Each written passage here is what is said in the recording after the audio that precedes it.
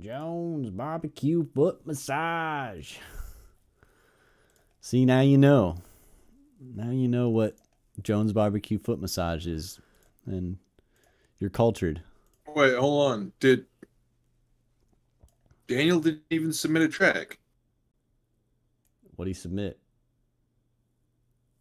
He didn't submit nothing. He goes, those first 2 minutes where submissions were to be open were the 2 minutes I had finally mustered the courage to share a track.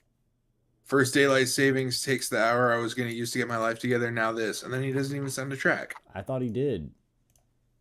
No. Well, that's a tragedy. What is going on? I've been waiting for Daniel's tracks for a while now. Well, I guess we got to end the FEEF now. Goodbye, everybody. I almost went and knocked on his door last week when I was in Fresno. I was gonna call him up and be like, "Hey, Daniel, I'm in Fresno for the night. Where the bitches at? Where them hoes at? Can we go get some cocaine and hookers with no cocaine and no hookers?" That is spicy. I say all sorts of shit before you send that link to the chat. Oh yeah, dude. Well, Twan's already here, so he's the only one who's hip. Well, that's because he's actually subscribed and following. Which everybody should do. Everybody should subscribe and follow. The second I open YouTube when we're live, it's on there. Hell yeah. Hell yeah. What's up, everybody? Happy Friday. Maybe I should play a little Happy Friday song. A little Happy Friday song? Happy Friday to you. Happy Friday to you. Happy Friday, dear flockers. Happy Friday to you. Yeah, that'd be great. New banger on the way. Collab. Dino X Mag do it. Happy Friday.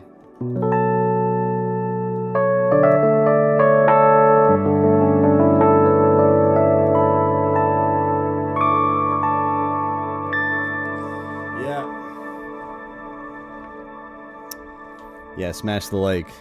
Frank knows what's up. Yeah, break that like button. Break it. Don't break your mouse, though. Okay, hold on. Daniel's here. Daniel, where the fuck's your track, bro? Where's your track, dog? Where's your track, Daniel? Facts. All right, harassment time. Daniel, what the fuck's up, dude? Come on now. Where's the peer pressure? Yep. It's not up to standards yet. Let us determine that. Let us help you get up to standards. Yeah, how can you know that? It could be the sickest thing ever. Look, brother, I'm gonna tell you, pro mastering engineer or something. You've been lying to us. If Magduit sent Magduit a Magduit track and didn't tell him it was made by Magduit, Mag would do it. Okay. This dude's speaking in riddles now, bro. What have you done to him? What have you done to Dino, Daniel? I can't believe it. If Dino were to send Dino a Dino track and didn't tell Dino that Dino did it, Dino would do it. But what if Dino didn't know? And that's my point. Dino doesn't know. Oh, okay, I see. Sometimes we are our own worst enemies, and we're definitely our own harshest critics. Oh yeah, dude. Stop being a dragon, dude. Stop hoarding that gold. Okay? Yeah, okay. I know that Bezos makes it look easy, but it's probably quite... I won't be here next week, Daniel. I won't be here next week. Yeah.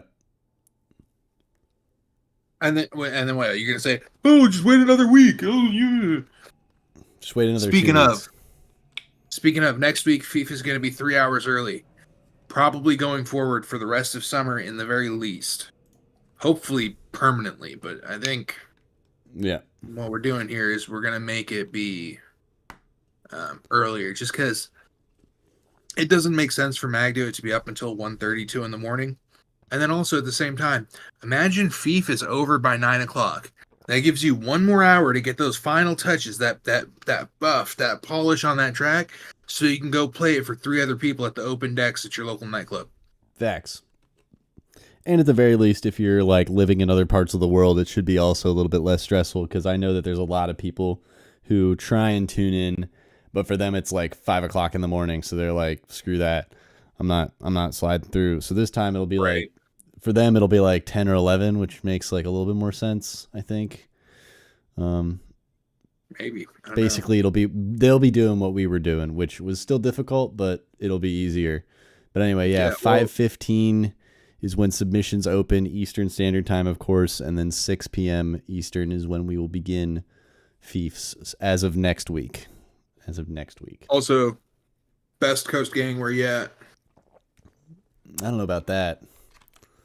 I think as long as you're in the U.S., you're flexing at this point. Oh, shots fired. Shots fired. For now. Let's not get political, though. No, yeah. So, let's get into this. We got a spicy one this evening. A spicy one. The Twanex Scrooge has returned. And he's back. But this time he's bootlegging. So, let's pray that the algorithm does not smite us down. Our 4 viewers. How many viewers of ad revenue tonight? By the way, tell your friends, tell your grandma. All right. Get her watching this. All right. Don't tell the people we get ad revenue. We don't get to ad revenue. Enable your ad blockers, people. Fuck YouTube. Yeah. Fuck Google. True. All right? True. We're gonna use their free service until the wheels fall off, and the wheels are falling off. Hopefully sooner rather than later. Hell yeah. But anyway, let's get into this. We got the Hideyoshi. How do I pronounce this? Majina Hanashi. It's Majina Hanashi. There we go. Is this the Asian one? I only can imagine. I'm gonna go ahead and put all my eggs in the basket of saying yes, it is. Based on this title. This track makes me lightweight feel racist because I don't speak Asian. Well, I do speak Japanese. Not that one. You mean Japanese? I just told you it makes me racist. We are out here. All right, let's just get in here and fuck some shit up. All right, here we go.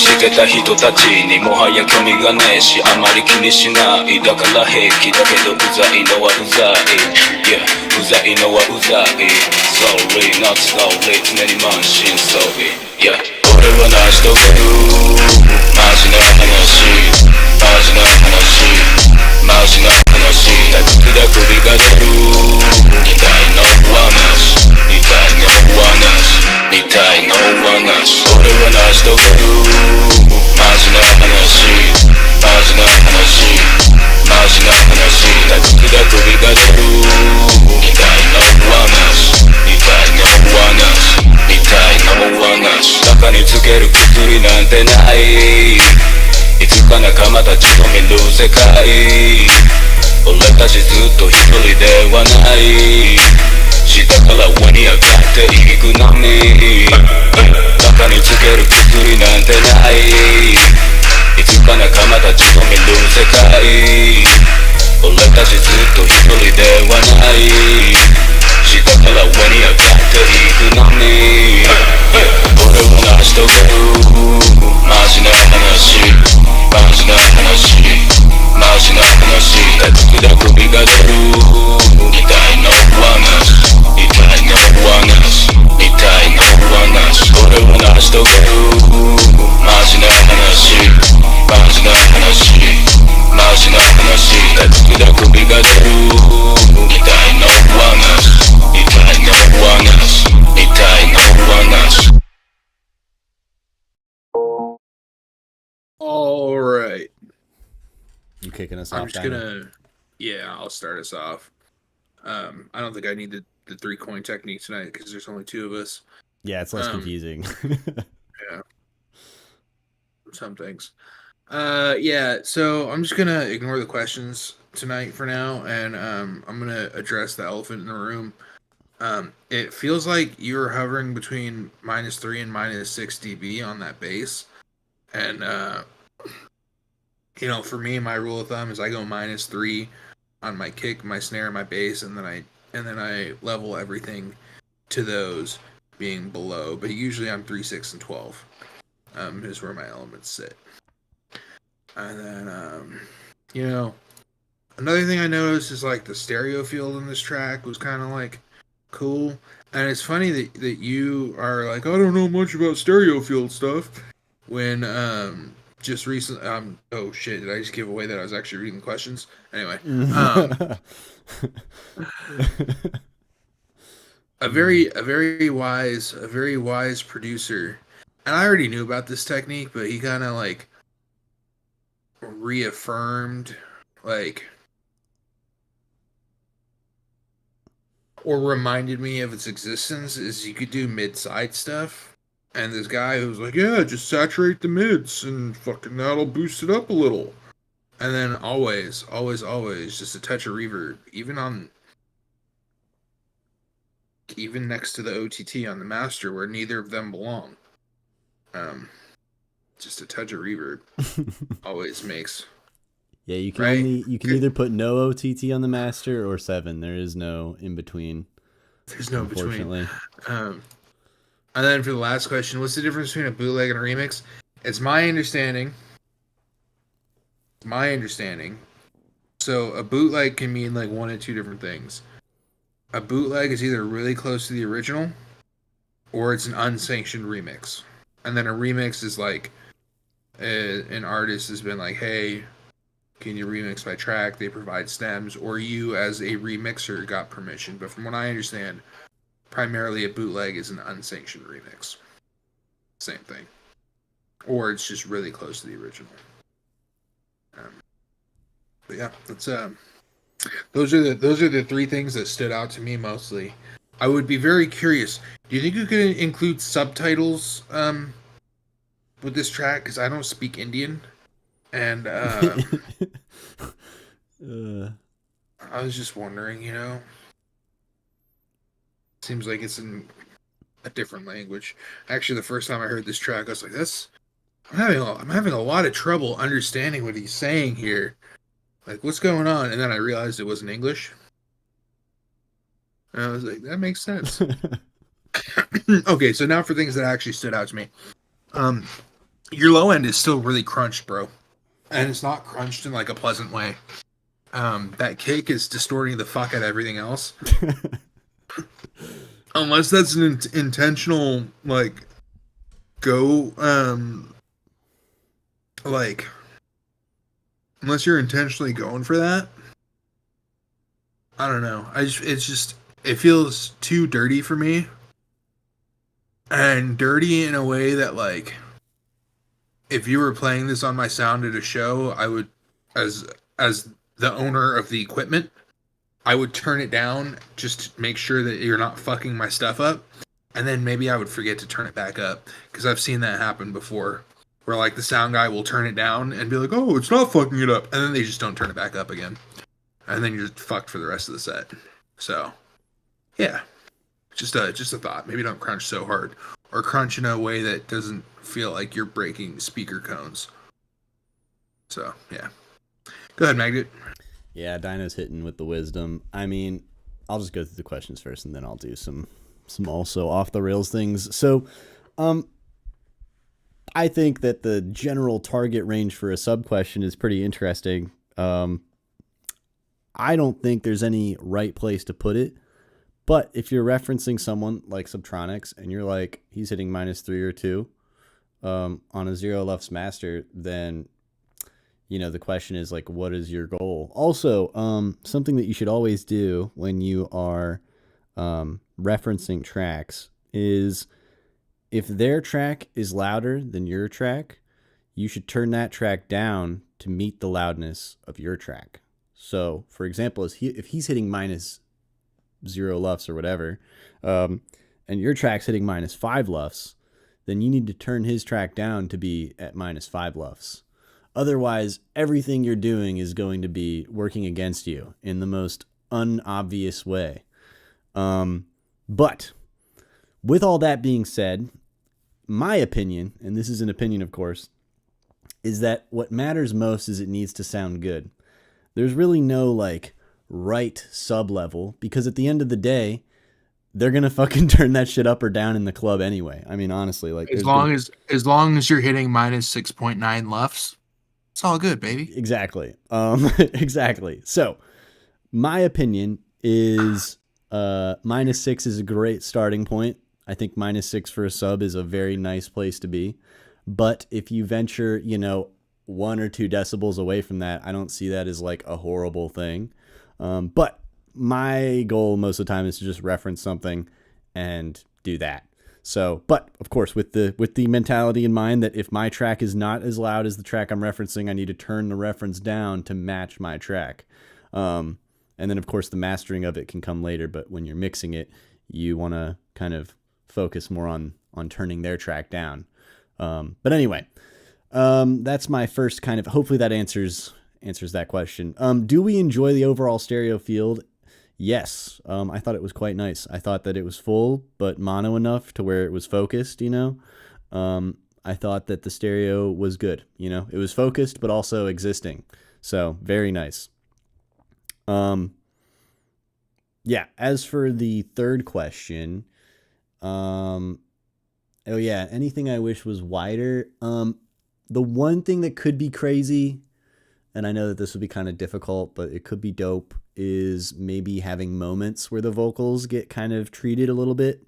So, they are pretty much dry most of the time, but you could do like a reverb throw kind of a thing, or, just throw them into a space with a delay, or, stuff like that. I think periodically can be really fun, especially in tracks like these where you have like build-ups and drops and things like that. You can utilize those to kind of like set up for a build-up, for example. You could have it like have a delay right before, it be thrown into a delay right when you hit that breakdown for the build-up, and then obviously it can just help with transition stuff.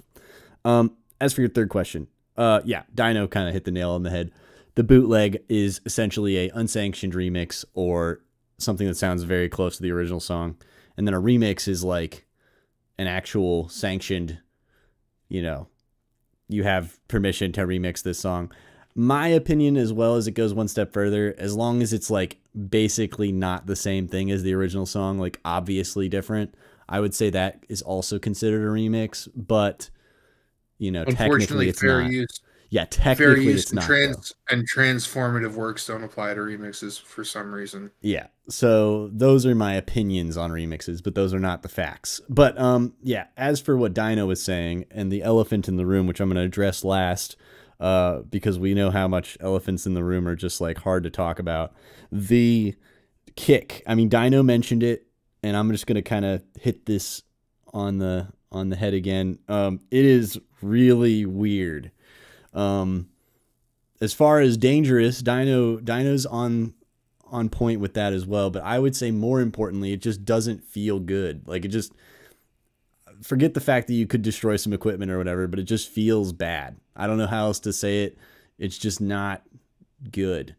I don't know what you're referencing to get that kind of a sound, but I would really reference whatever it is you want to be making and see like how much they're distorting their mix when the kick is hitting. Because I'll bet you, and this is just some cash money, but I will bet that none of them are distorting their mix when their kick is hitting. I'll bet what's happening is they're sidechaining everything else out of the way so that their kick can hit flawlessly and cleanly through everything else.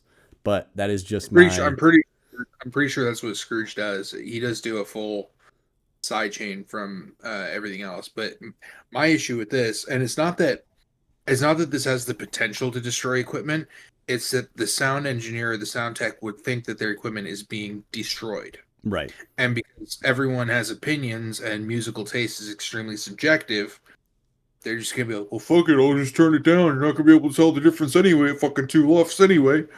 No, you're not wrong. But on that note, let's talk about a little bit of science. A square wave in general, any square wave, regardless of the level, regardless of the volume, distorting or not, is dangerous to equipment. You guys just always remember that. A square wave in general is dangerous to equipment.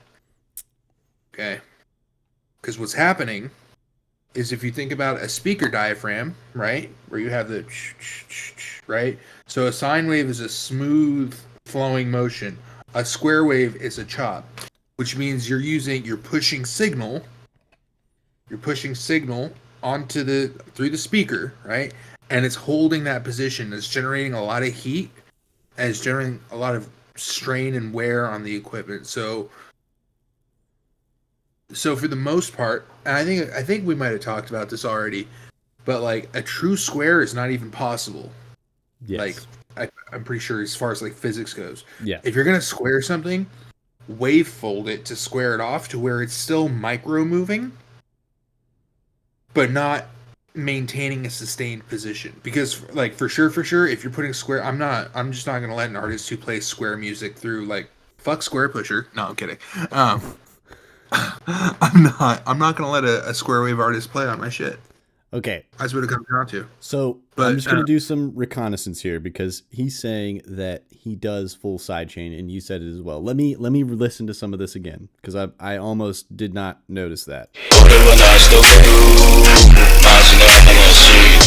There is no way that is fully sidechaining. There's just no way. It's a really tight sidechain.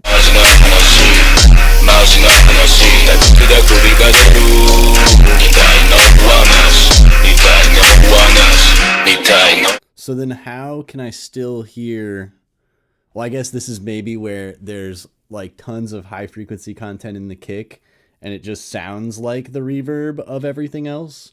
But it sounds like to me there's reverbed information in that space while the kick is hitting. I'm not saying it's not sidechaining at all, though. So the sends, specifically in Ableton, he's probably not sidechaining those, I would imagine. I would imagine the sends are still being sent. And I would imagine any kind of reverb that's on the kick is sustaining throughout the rest of everything else. But also take note when you play, look at the waveform. Not the spectrum, the waveform of what's happening when that kick hits.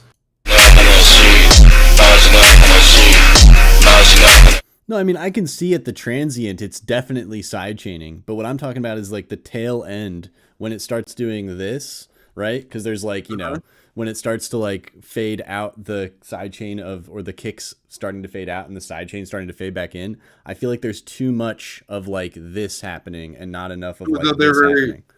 There very well could be. But yeah, but the thing that I am most trying to hopefully portray is the fact that in all of the really loud stuff that I reference, they are really being extra careful that kick is sitting in its own space and it feels clean. So if you can't solo the kick and it sound great on its own and then have that exact same feeling exist while everything else is playing, then you should revisit the sidechain and just make sure that it's working. Because like it has to sound identical. Like when the kick is hitting with or without everything else existing, there cannot be a change in the way that the kick sounds. Now, obviously, the way that the song sounds is going to sound different, but the kick should sound identical. And this is with very, very, very loud music. Obviously, this is different when we're talking about like, you know, anywhere below -3. But as soon as you start pushing like -3 LUFS, there's like this thing that happens where you have to be extremely careful with the dynamics of your song, because any amount of, you know, overlapping, we'll call it, it just fucks everything up because everything's already so slammed that you just have to make sure that you're literally like surgically cutting things out of the way to make space for the other things. Otherwise, it's just going to sound like blown. So yeah, that's basically the big thing that I would recommend is just like focus on solo the kick drum, make sure that sounds great on its own, no weird distortion, make sure it sounds nice and clean, it works the speaker, you know, it pushes air, has a nice low end that's measured properly, then bring the sub in, make sure that the kick and the sub are hitting together without anything else, right? No other things in the mix, just focus on the kick and the sub. And then when the kick and the sub sound great, you bring the snare in, make sure the trio feels good, make sure all three of those things feel good, and then you start slowly bringing in other instruments like your mid bass or your hi-hats and things like that, depending on what you value most in your track. But yeah, you really got to make sure that, like, especially on its own, that kick should sound wonderful. It shouldn't even be a question as to whether or not that's like distorting or feeling blown out or anything like that. And I have a sneaking suspicion that even when you solo your kick, it's going to sound really, really slammed, and not in like a good way.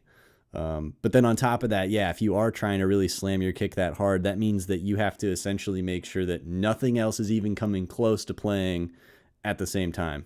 But anyway, those are just my thoughts. That's just what I've observed with people like, Joby, Dexamp, all these people who are pushing like -3, -2 luffs, all of them be doing that. Like when their kick is hitting, that's like the only thing that exists until it's done existing.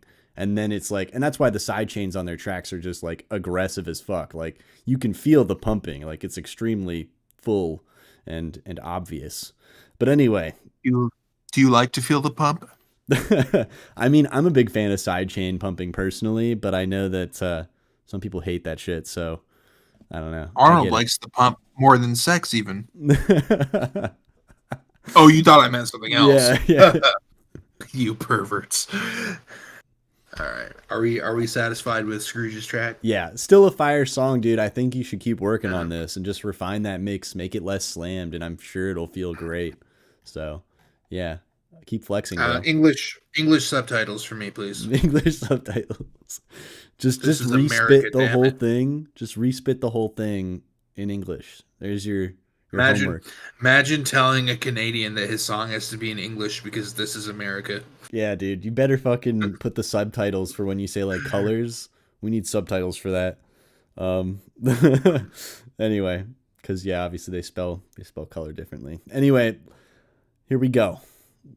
Next up, we got the Layer Type beat featuring Norby. Let's hear it.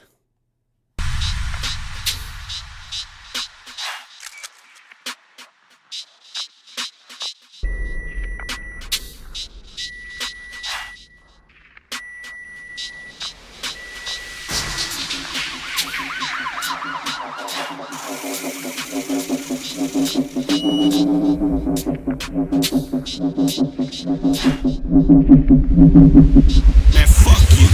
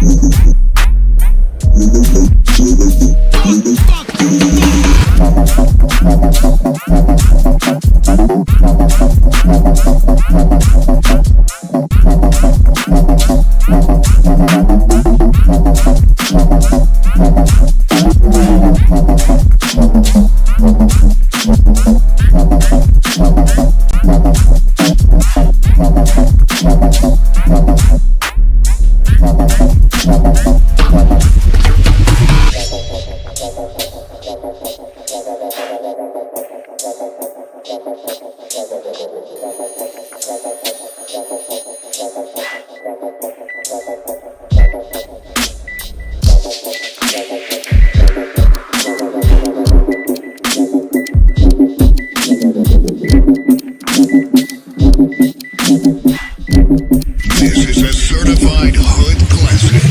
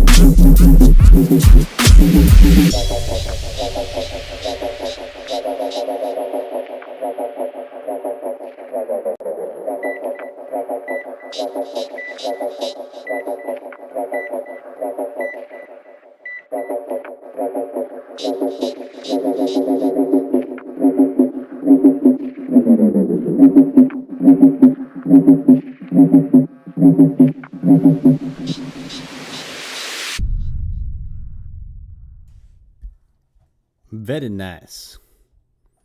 Go ahead, Magda. Very, very nice. Okay, let me address these questions first. I guess before I address the questions, I'll say the arrangement was very cool.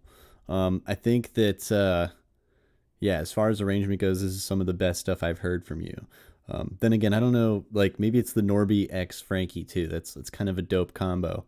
But yeah, so how are the drums sitting in the mix? I think that they're not bad. The big thing that I am missing is, and it's funny, now we're going back to sidechain again. I feel like the kick is lost. There's like no real like kick energy happening. It's almost like it feels like the sub is existing when the kick is existing too much. So I would say the sidechain should feel a little bit more aggressive, a little bit more obvious maybe.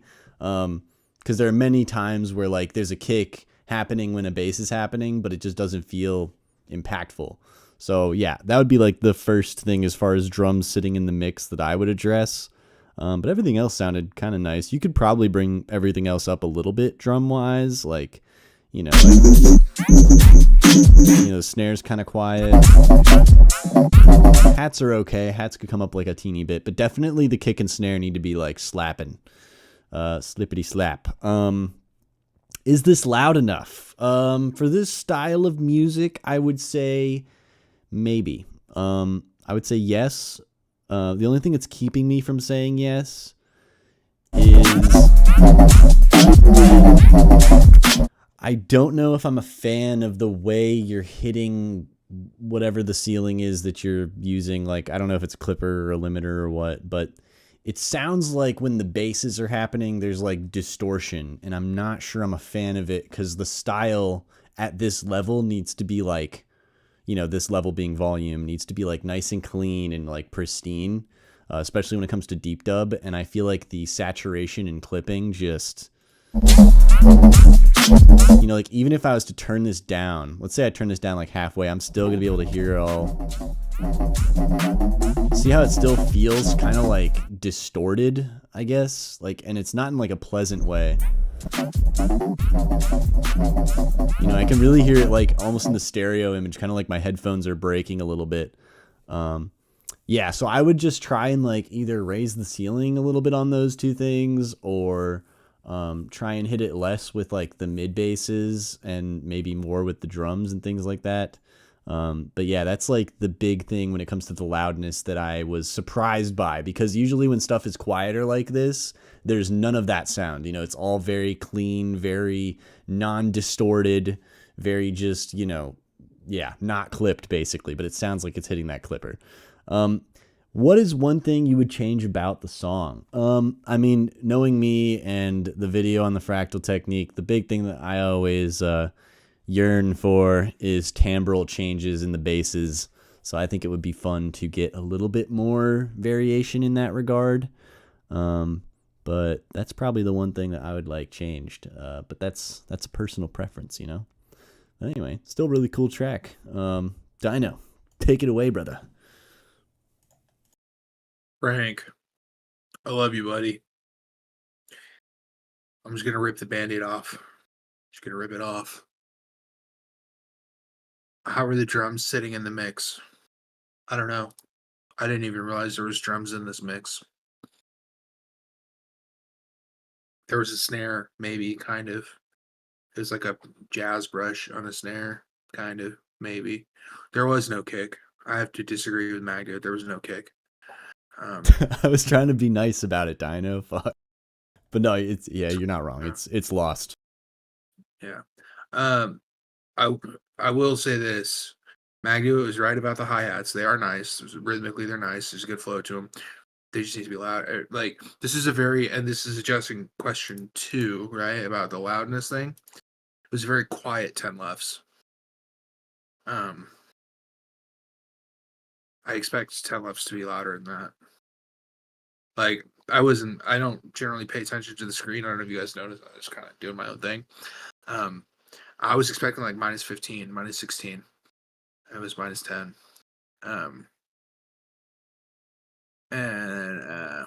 Yeah. What would I change about this song? Oof. Are we eating this elephant one bite at a time, Magnet? I think we're eating this elephant one bite at a time. I think so. So in the beginning, it felt like rhythmically, like the medical sounds were out of time with the rest of the beat. They weren't. But however, about halfway through, before it was a certified hood banger, it was extremely out of time. So I would dial in your timing on that. You know what? Let's talk about the things I did like. I liked the West Coast bass. That was cool. I agree with Magda. It could have been cleaner. But it's cool. You don't really hear like a lot of West Coast bass very often. Or West Coast synth bass, I should say. Because I think West Coast bass at this point is just whatever the fuck G Jones is making. What, am I wrong? No, you're right. Anyway. That's true. Yeah. West Coast synth is something entirely different though, and this was West Coast synth for sure. Buchla style stuff. What would I change about it though? I agree with Magda. I'd make it louder. Daniel in the chat is right. A little bit of variation would be cool. I would tighten up the timings. I would do rhythmic changes. Like, especially if you're gonna do the same synth style throughout the whole thing, like look into how EEPROM takes the exact same rhythmic thing, the same synthesizer input, and just mangles and mutilates it over time. You asked me what I would change. This was what I would do. I would just like have like a shit ton of effects on there and just slowly bring them up and down. Maybe use a random LFO on their dry wet. I don't fucking know. I figure out a way to do it. And then from there, I would mud pie that and I would re-chop it all. Hold on. What's going on here? The new Automan tune from KLO, is that exact? I don't know what that is, but sure. If he's doing something that I'm describing, it must be fire. No. Well, this goes back to like referencing, right? Like you want to reference what it is that you want to make. And obviously there may not be anybody making stuff that you want to make, but you want to try and find things that are very close to that, especially in maybe the instrument type and like how they're varying it over time. And like just click and drag that into your project, man. Like if you do that, if you can just bounce between whatever it is you have and that song, you will immediately notice things about your song that you don't like. And that's the whole point of doing it. You're supposed to go, oh my God, this guy's song is fucking slapping and mine is not slapping. Why is that? And you can look and go, oh, by this many bars into the song, he's already changed this instrument, or man, his sub is like much louder than my sub, etc. Right? Like all of those things. But keep in mind, you got to turn it down to be the same volume. Okay. But other than that, from an arrangement perspective, it's extremely helpful to just know like when to do things. Cause obviously you can just do it by, feel it out and all that kind of stuff. But I feel like that's not going to push you further. Like, cause you're kind of setting yourself up for failure in the sense that, Plato's Cave, you're basically going into Plato's Cave and hanging out, man, where you could turn around and see that there's a whole wide world out there and like see all this other music and go, oh my gosh, I get it now. Like I was just looking at a wall with puppet shadows when I could have in fact been like experiencing what else is out there to to make better decisions. So that's kind of how I've envision referencing, because yeah, like at first it might feel a little defeating, but eventually you start realizing, dang, like I can do this if I just see what they're doing, or at least in this case here, right? But yeah, reference people, reference. It's so powerful. I gotta disagree with Mr. Magdo here. You don't turn the reference down to match your track. You turn your track up to match the reference. Well, that's when you master, but when you're mixing and arranging, I would turn it down. Right. I like the Plato's cave allegory. That makes a lot of sense. Don't do what Dino does. Don't reference your own tracks, because then you start hallucinating like an AI and just make fucking weirder and weirder stuff. So let's talk about things I did like about this track. I like the individual elements of the sound design. I do like rounded kicks. I like that the kick was like rhythmically it was cool. Rhythmically everything was on point rhythmically. I'll say that, you know. And who's that bassist? Give me just a second. Yeah, no, I meant what I said at the beginning too. The arrangement's dope. Yeah. Which is good. That's It's like half the battle. Victor Wooten, right? He's got this really famous bass clip where he's playing the bass at like NAMM or something. And he's like, you can play all the wrong notes as long as you're playing them in the right time, right? So getting the rhythm down is half the battle. I think you got that pretty good. Now it's just polishing up the elements you already do have, like getting all the volumes and everything right. And Magda's right. Like, make room for that kick. So this is bring up the photo, please. Which is the photo? Oh, the one with the McMahon photo. Yeah, hang on. I got you. I got you. I think I saved it here somewhere. I mean, it's got to be saved somewhere. I don't know why this isn't opening. I guess I have to open it from Discord, which means I'm gonna have to save this somewhere. Hang on, just keep talking, and I will. I can send it to you. Hold on. Okay, so you do have it saved. Of course I do. I have all of our common use FEEF. I've got it. All of our common use FEEF stuff saved. Here we go. Oh. No, not that one. Oh, wrong one. I need to save that in this folder too. Yeah, save that, please. But let me. Oh, okay. Here we go. Okay. All right. Let's see. Can we read that if I make it small? Can we read that still? The second cell, please. Yeah. Okay, here the second cell. Yeah. There we go. Yeah, and then of course this one goes hard. Yeah, this is crazy. And what's crazy is I actually in this song I think that this was a vibe. There's a lot of good arrangement FX textures in Ear Candy. Yeah, I think they did a good job at that. So especially the medical sounds and the police sirens, all that stuff. However, I would say you did not have a very clearly defined bass, mid, or high. You had a lot of bass. You had a clearly defined. Well, not really, because the kick wasn't clearly defined. And that's so. Sorry. First cell, not so much. Second cell, not so much. Third cell, yeah. I mean, I didn't really have a problem with that. And then fourth cell, definitely. Actually, they did have a little bit of this too, but we don't have to go there. Yeah, I'll show you. I'll show you exactly when it happens.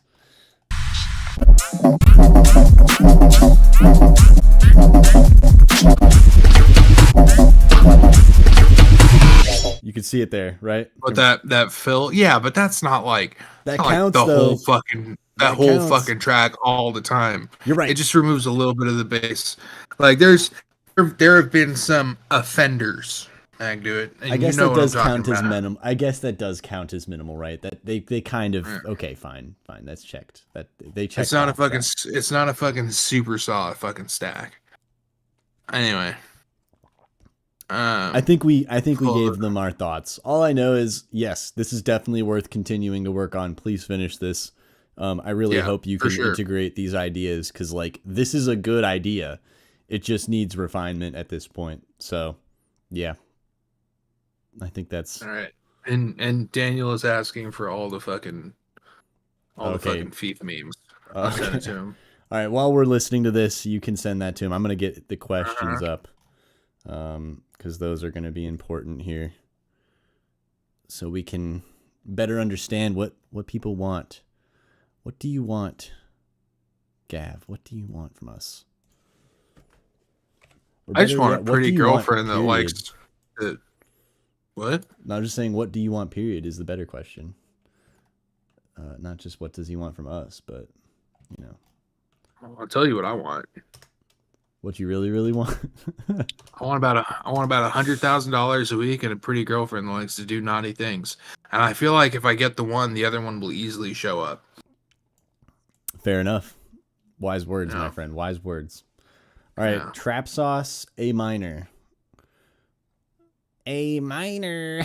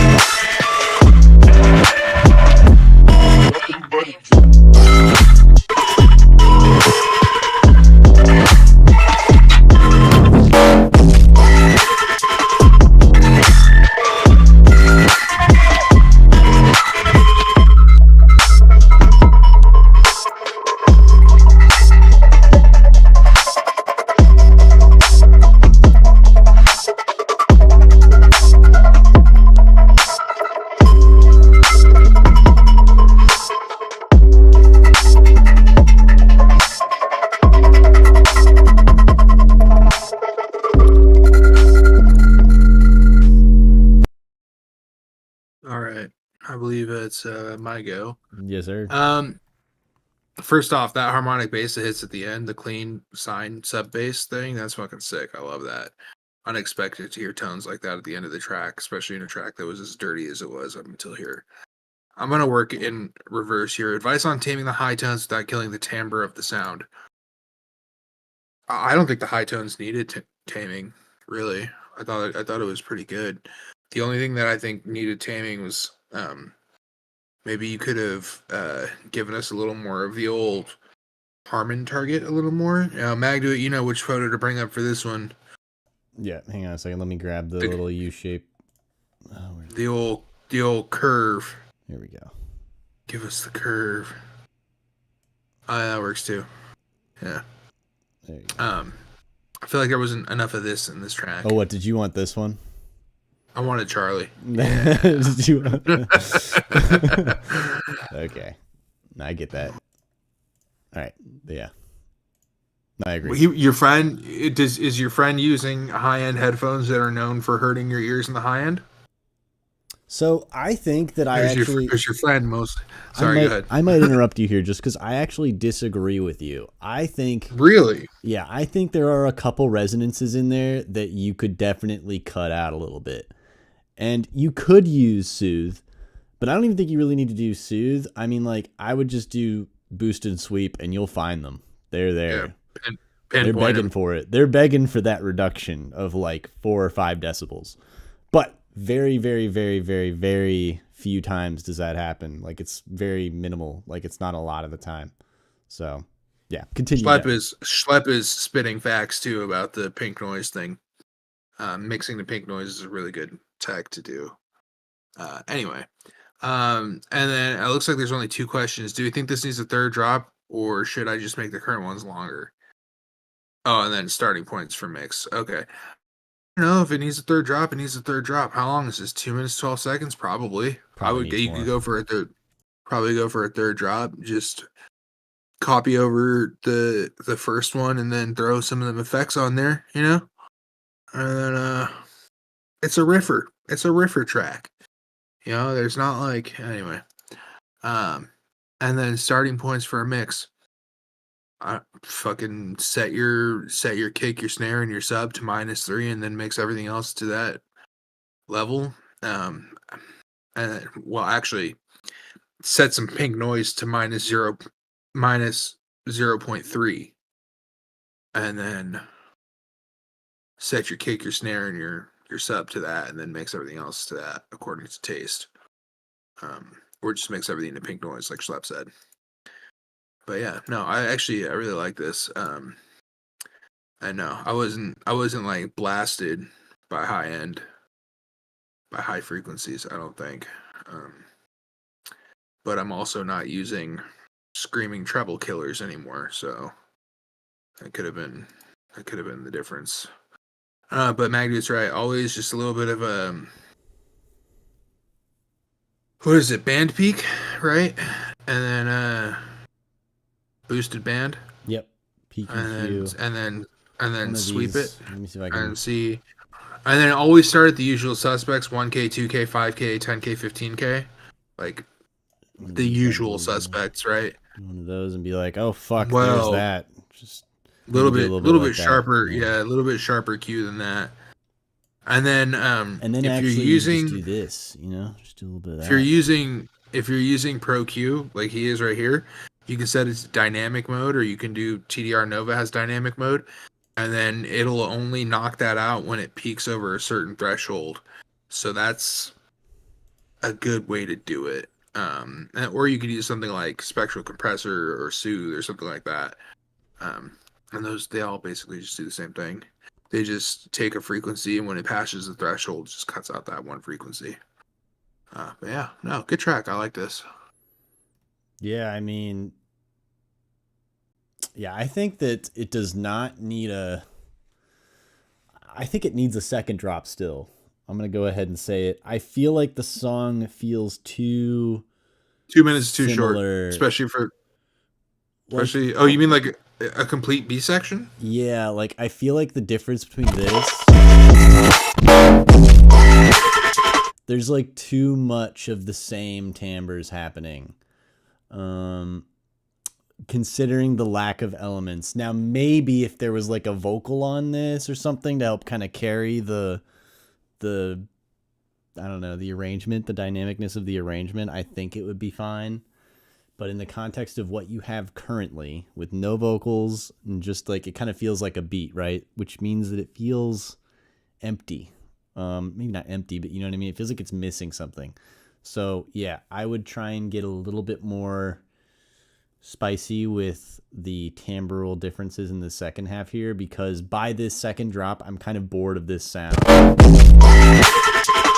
That sound, I am tired of that one. I want to hear, different sounds. Even if it's something as simple as like changing the resonances in it. Like, and by the way, you can really hear the resonances there. Like, may I interrupt for just one moment? Yeah. Magdu, I may need you to yap for 3 to 5 minutes. Apparently my dog ate an unknown quantity of grapes, and grapes are extremely toxic for dogs. Oh shit. So I'm gonna go give her the old puke juice. I'll be right back. Oh yeah, bro, that's unlucky. Yeah. But yeah, so those are my thoughts. I think that like your arrangement's not bad throughout this whole first half, but by this drop I want like something more, Like I said, I think the best thing you could do, at least for those sounds, is just change the timbres of them. Like whatever the resonances are hitting, just try and like, I don't know what you're using, but maybe like pitch down, whatever it is, whether it's a granular effect or something. I don't know what it is exactly, but whatever it is, change the pitch of that effect on the thing. And yeah, I think that would help out a lot as far as like keeping people like me excited about it. But then again, like I said, if you have vocals on this, then you wouldn't have to worry about that. So yeah, that's a hard one to really like hit the nail on the head for. But yeah, I think that you should definitely refine the second drop more. before focusing on this bad boy right here. But honestly, it could use a third drop. I think that you could also, I don't know, this is a tough one. You could also just combine the two of these, like make this first half the first drop of the first half of the first drop, and then make like this half or this half of this second drop the second half of the first drop, and then kind of go somewhere else with it. So yeah, you almost want to change the first drop so I can kind of preserve the second because I like it, but definitely maybe want to add a whole new section. I appreciate it. Yeah, no, I mean, all I know is this sound,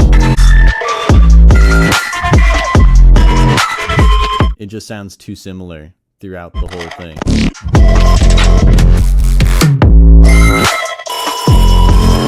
You know, it kind of just sounds the same. And I can just like bounce back and forth. They just sound like identical. So that's the only thing, like I said, that's the only thing timbrally that's like could use some manipulating. But anyway, let's see what other questions you have here.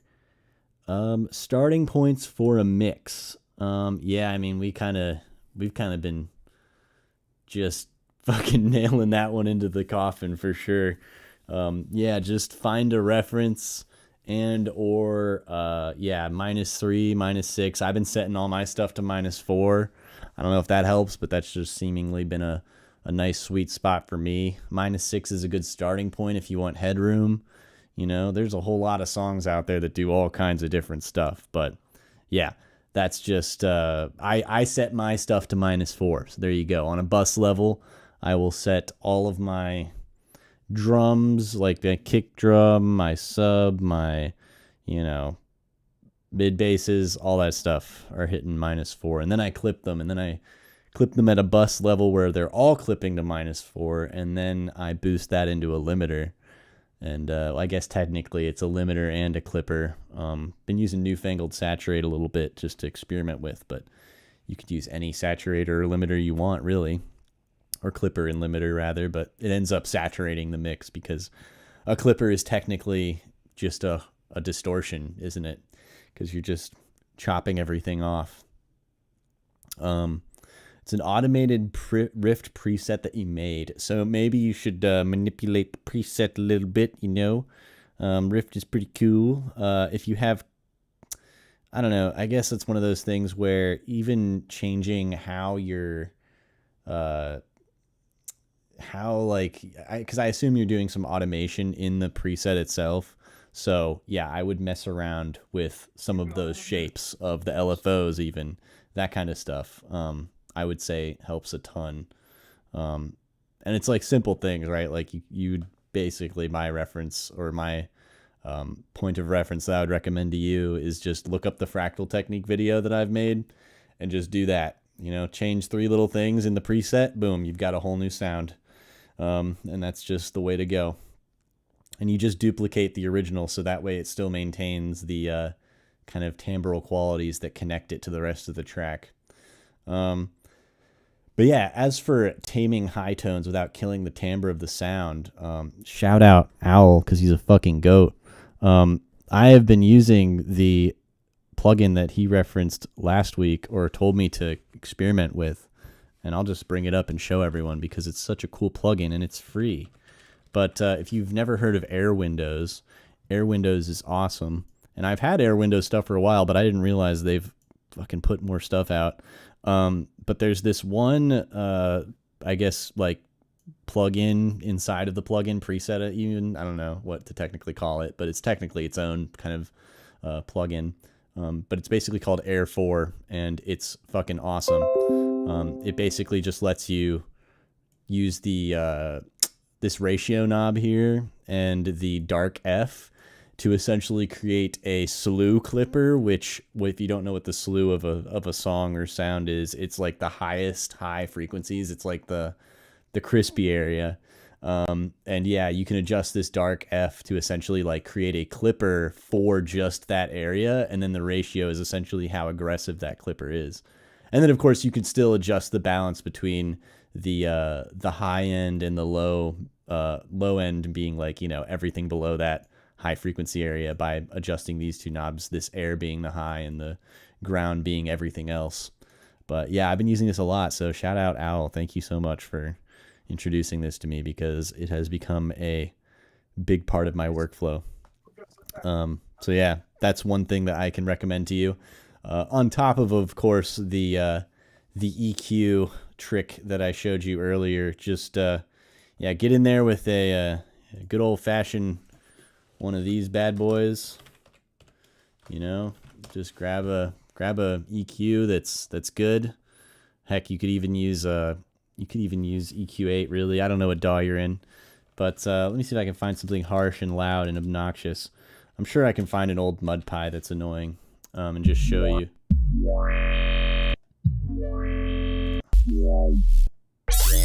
Awesome. This is a super loud and obnoxious sound. Listen to this.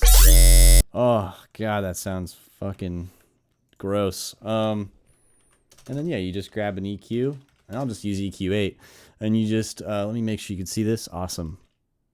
You just loop this bad boy. See how that just feels horrible? And there's a part where it like starts to sound bad, right? Like this sounds okay. That sounds kind of bad there. So maybe we could cut a little bit there, right? Just do a little bit of a high Q cut. Maybe like 3 or 4 decibels. Grab another one. But that one just sounds fucking obnoxious. You know, and like the difference. And you do enough of that, and obviously you could be as aggressive or as non-aggressive as you want. But if you do enough of that, it will make it sound better. And of course you can like just keep adding EQs, right? You know, you can just...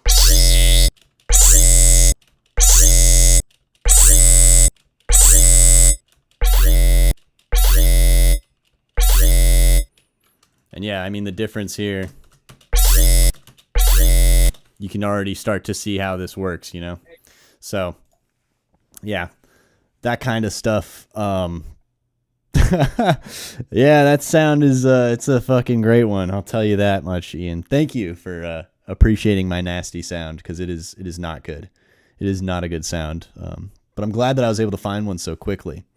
But yeah, anyway, yeah, so that is what I would do. Of course, if you have Soothe is amazing. I would always recommend using a little bit of Soothe. Not too much, though. I'm trying to think of some other ways, but that's pretty much it, you know? Clip it, you know? Clip it, make it quieter, or make it more dynamically controlled even. You know, maybe it's one of those things where it's just too loud. I also noticed you're hitting some distortion with it, you know? So it could be one of those things where if you do have distortion on it, don't put as much. That's another way to make it a little bit less painful. But yeah, I guess it's yap sesh time until Dino gets back. So how's y'all's week been? What have y'all been up to? Banging track, by the way. Please keep working on that.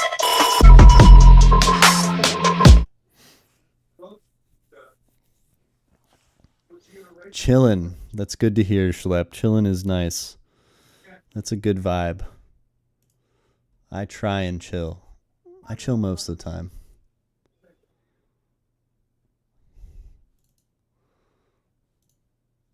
Adult things. That's how it goes, man. Working on a song, too. That's good. What kind of music do you make?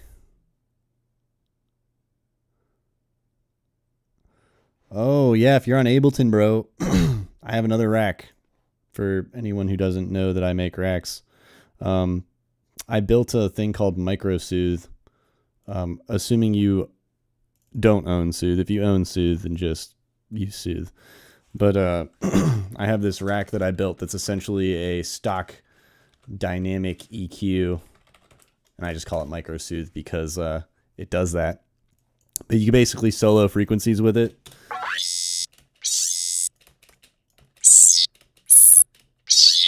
So you just find that really harsh shit like that, and then you can just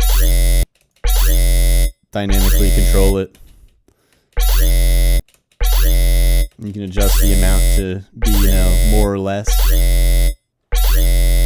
All stock Ableton, and it's free, and it's all for you.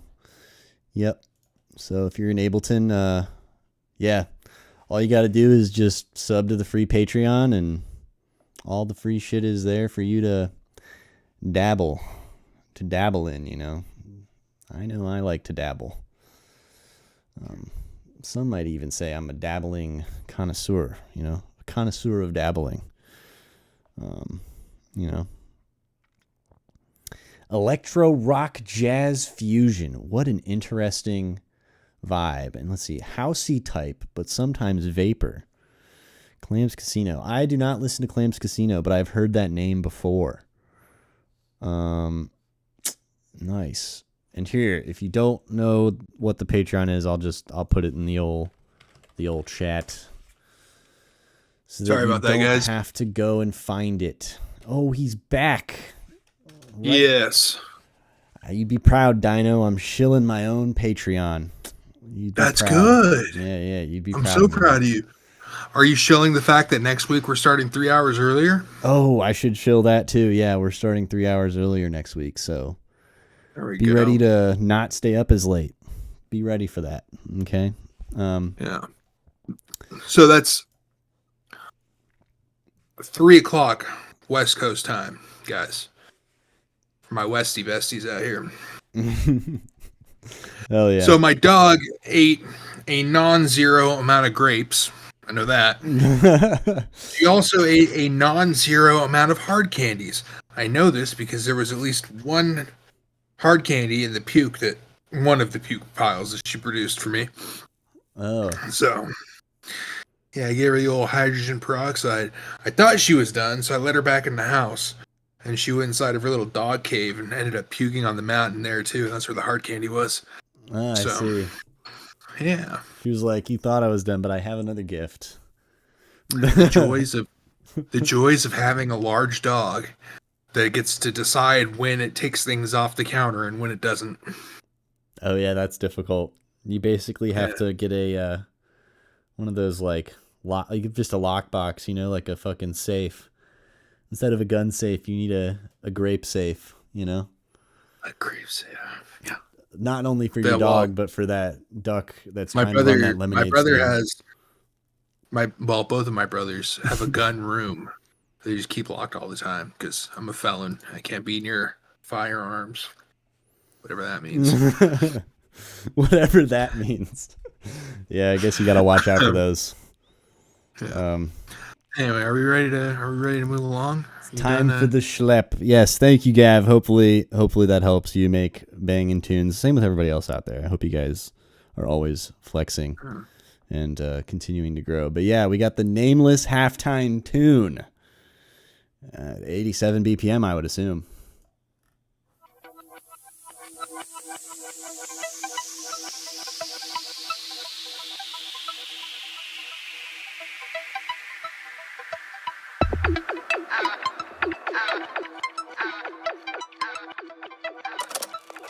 Okay, tape's rolling. Anytime you want.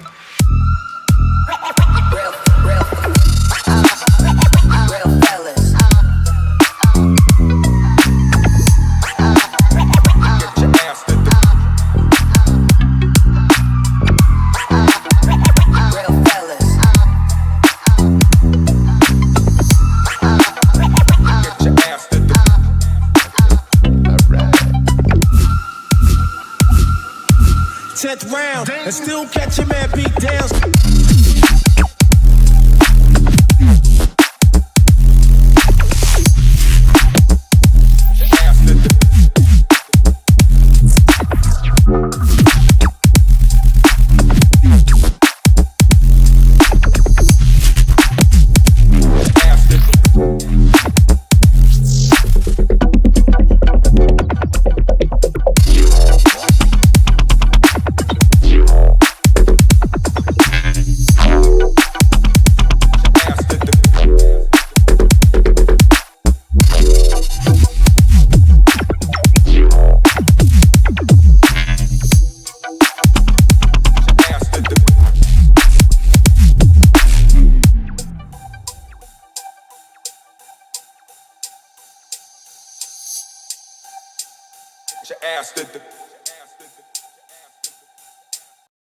Can I get from 105, please, for about 20 seconds? Yeah,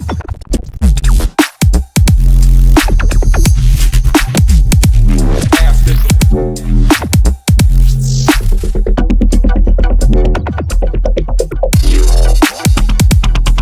good, thank you. Yeah, if that's the mid-drop transition thing, I don't know that it doesn't work. I don't know that it definitely works though. I feel like it needs a little more of an introduction. That's a really good track, dude. Where's Raph when you need him? This is a Raph type track. Right.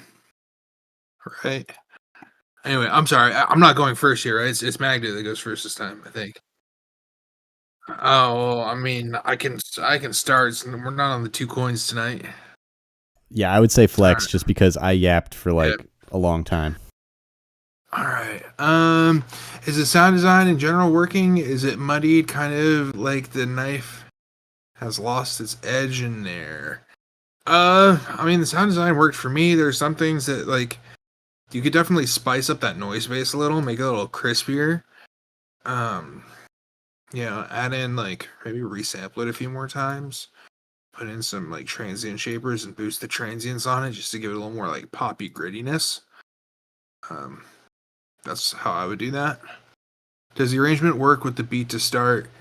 Yeah, I don't think that the arrangement doesn't work against the beat. Does the mid drop transition thing work? If you're talking about the one that happens at 110, it could be better executed, I think. It's not that it doesn't work, it's just it doesn't. It could be better executed. And then any specific tips on riding that balance between glitchy distortedness and catchy hookiness? I mean, we all know who. So the problem is, it's like the group that I would refer to when like riding that clean distorted glitch hook balance. It's like that description works for them, but this is not that kind of style of music. Like when someone's like, "Hey, is this a glitchy, distorted, like clean, hooky, catchy thing?" I would think of like Cone Sound, right? But this is not like a Cone Sound adjacent track, I don't think. But you can definitely look to them for some of that distorted sound design kind of stuff. I'm having a lot of trouble here, right? I would, I was vibing, dude. Like that's what I got to say about that. I'm sure Magda has some comments he'd like to say about this, though. Yeah, go ahead, Mr. Magda. You're not wrong. Okay, I'll just go through the questions because I feel like I don't know. I have some ideas here. So the first thing is, I think that the sound design is dope. I think that it's not really that muddied per se. Maybe if you consider distortion this is like one of those things again where the song is quiet enough to where it needs to be really clean, Like I feel like if you want it to be knife It could be edge, more. it needs Could be to more hi-fi, possibly. Yeah, like here's a great example. Let me see if I can find it. Because in that section we were just listening to.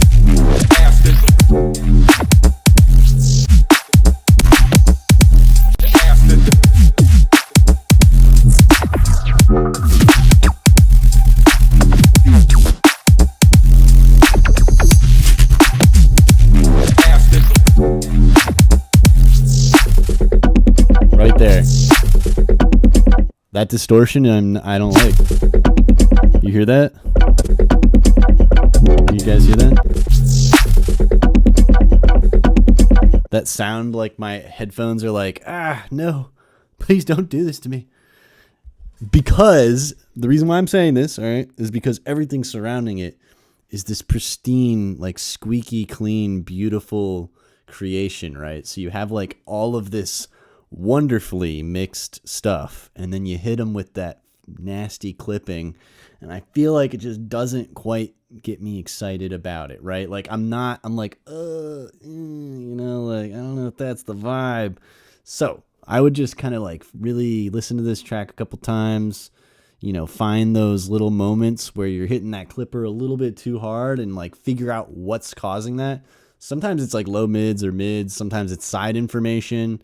Yeah, it's like, yeah, exactly. You get it. So I would just like really, really refine those moments. But that's only because of the luff level you're kind of pushing for here. If you were to slam the whole thing harder, then it probably wouldn't matter as much. But yeah, I think you should strive for the cleanliness that you're achieving here. I think a great reference, honestly, for this kind of stuff would be Mui. Oh, well, sorry, Lucid Slip. But I feel like the timbre and the sort of style, obviously this isn't the same style. You make a more glitch hoppy sort of vibe than he does.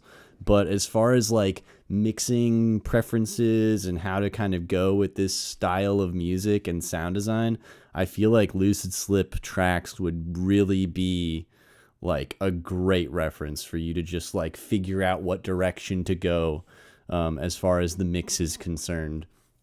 But yeah, does the arrangement work with the beat to start? Does the mid drop transition thing work? I personally liked this. But I do see what Dino's saying. I think if you teased, like, so this is the thing, like, you got to kind of tease that rhythm a little bit somehow. Maybe just have like a hi-hat that's doing that and like kind of just slowly fade it in just to where it's barely audible. And then, you know, the psychoacoustics of that, like already hearing that hi-hat doing that really fast, like, is that like 16th notes or something? Then you'll like kind of hint to the listener that, hey, we're about to be picking up the pace here, you know, and I think that would make people really excited and kind of like more easily feel accepting of the fact that you're doing that.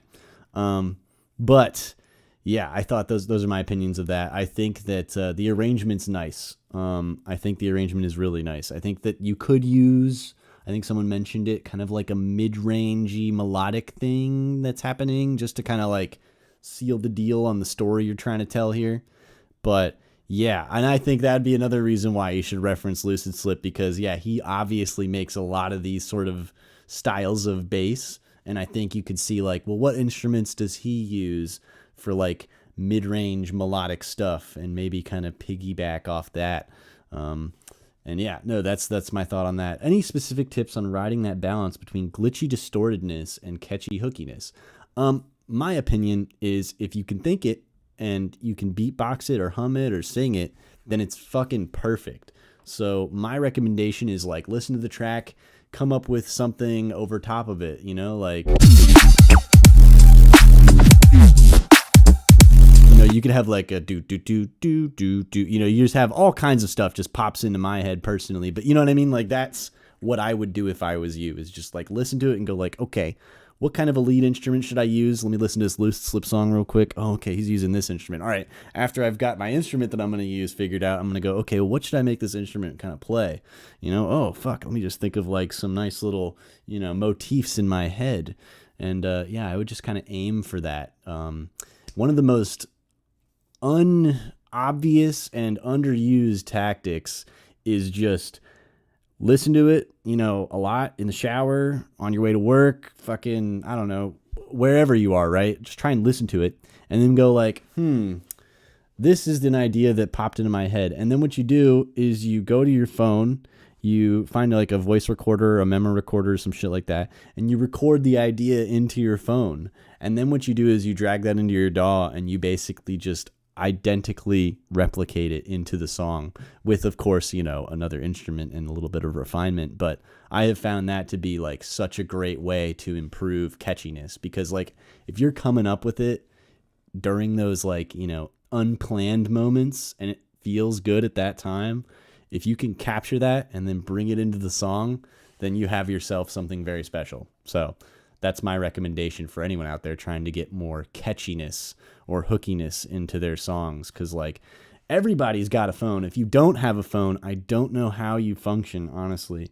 But if you if you do have a phone, which I hope you all do, you should definitely take that idea to heart, because I've definitely got a lot of really fun, cool ideas by doing that. In fact, sometimes it'll generate a whole new song, which is also a great thing to do, because sometimes it's hard to be like, what do I want to make today? You know, sometimes the drum beat isn't always enough, or whatever it is that you're starting with isn't enough to get you inspired. So I find sometimes I'll just go through my voice memos and be like, oh, okay, I should just make something with this. And yeah, so I hope that answers all those questions. It looks like Dino's gone again, maybe to check on his dog. So I guess we're back to the app sesh. Yeah. So, what kind of instruments have you guys been using? What VSTs are what's the word that I'm looking for? I was almost going to say wetting your whistle, but that's probably a little bit too rated R, isn't it? You know, what's getting your gears grinding in your head? You know, what moves you to make music? What kind of fun things inside of the DAW have been doing that? That's my question to you all. Void and Vista Contact. I have not heard of that. Is that some kind of a new contact instrument that's new? Void and Vista Contact. Oh, he's back. Pigments Modal Oscillator. Oh, I've never heard of this. Bold Virtual Instruments. Very cool. Very cool. And Pigments I've heard great things about, but I have not had the willpower to drop money on that. Oh yeah, Corpus is sick. Vital and Serum are also dope. Welcome back, Dino. How's your dog doing? You're muted. Gotcha. She's in doggy jail.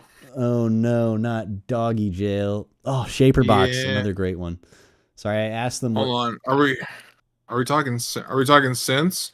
We're yapping now. I just asked everyone, what are the fun VSTs, or what is a fun VST that's been getting you excited about being in the DAW? Do you have one of those, Dino? Yeah. This thing right here. Oh, so the thing that isn't in the DAW. That's a smooth one. That's a smooth one. He got us Actually, there. hold on. The real thing that's been bringing me Yeah, dude, I've been watching your videos. They're crazy. an endless amount of enjoyment and fun for the low price of 1.5 serums. I just want to throw it out there. The low price of 1.5 face plant. Calculator. Three face plants. Face plants $100, right? $200. I think technically it's like almost $500 because you need all the cool shit inside of it in order to make it good. For the low price of half of a face plant. Actually, wait, let me see how much that cost. Hang on. I'll do the research while you're, you know. Oh, I thought it was with an S, but it's actually, or a Z, but it's with an S. Let's see. Kilohertz Ultimate. What does it cost? What does it cost, everybody? Anybody know? $400. There you go. 400 smackaroonies to really make good sounds. That's how much it costs. Or I'm sure you could find it with an extended free trial somewhere. But you know, that's neither here nor there. You know what I'm saying? Just keep that on the down low. I use this thing all the time, and I have not changed the batteries yet. Dude, changed the batteries in it. Same. I think I've had mine for like almost almost a year now, right? I got it when it first came out. How long has that thing been out? I don't know. About a year. Okay. And I got lucky. I didn't have the fader gate issue. Thank fuck. I was really nervous about that because they had a big issue when those things first dropped on. I think some people just don't know about the some assembly required kind of aspect of things. Like if you're used to putting stuff like this, this wasn't even advanced. It's fucking 3 knobs and a fader. Like, obviously, on anything that's got contact solder points, you're not going to fucking wrench down on it. It'd be stupid. Oh, true. Yeah, that is a good point. They could have been a little bit too overzealous with it. Treated it more like a punching bag than a, not a punching bag. Knockout device? Yeah. I mean, it is the knockout. It's supposed to get knocked out. I think that's the problem. You know, they just got confused by all the advertising. They saw some guy with a punching glove, you know.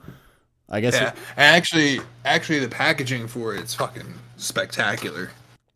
Yeah, it is fire. I Almost as I really fire as like the medieval one, but we won't go Look, there. bro, look.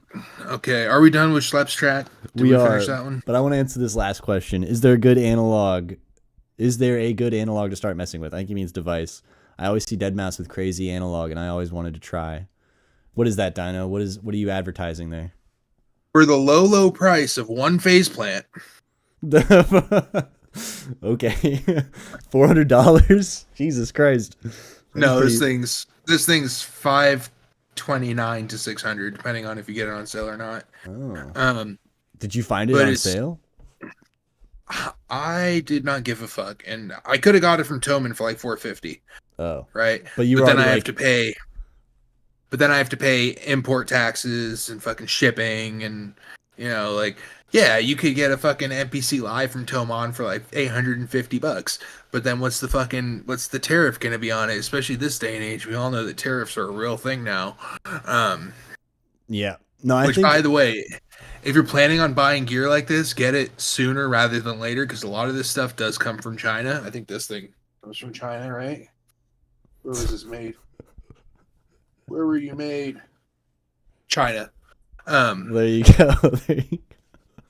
And so it's going to cost 25% more, like within the next few weeks. I would say the best thing for someone who doesn't want to spend over $100 and really wants to get into at least the idea of like getting away from the computer to make music, I would recommend getting no. I would actually recommend getting a PO33 KO. Pocket Yes. Pocket operator? Yes. They are super, super fun because the whole point of getting away from the computer, in my opinion, is to be able to make music outside of your current studio space, wherever that is. And like I take that thing in the car with me. Right. And I just fucking with my portable headphones, I just fucking jam. Right. And those are so fun. If you're willing to spend the extra money, I would recommend the KO2, but for something that is literally no bigger than like my face, like cheese, that is awesome to be able to just like bring something like that. It fits like that. Doesn't fit in my pocket though.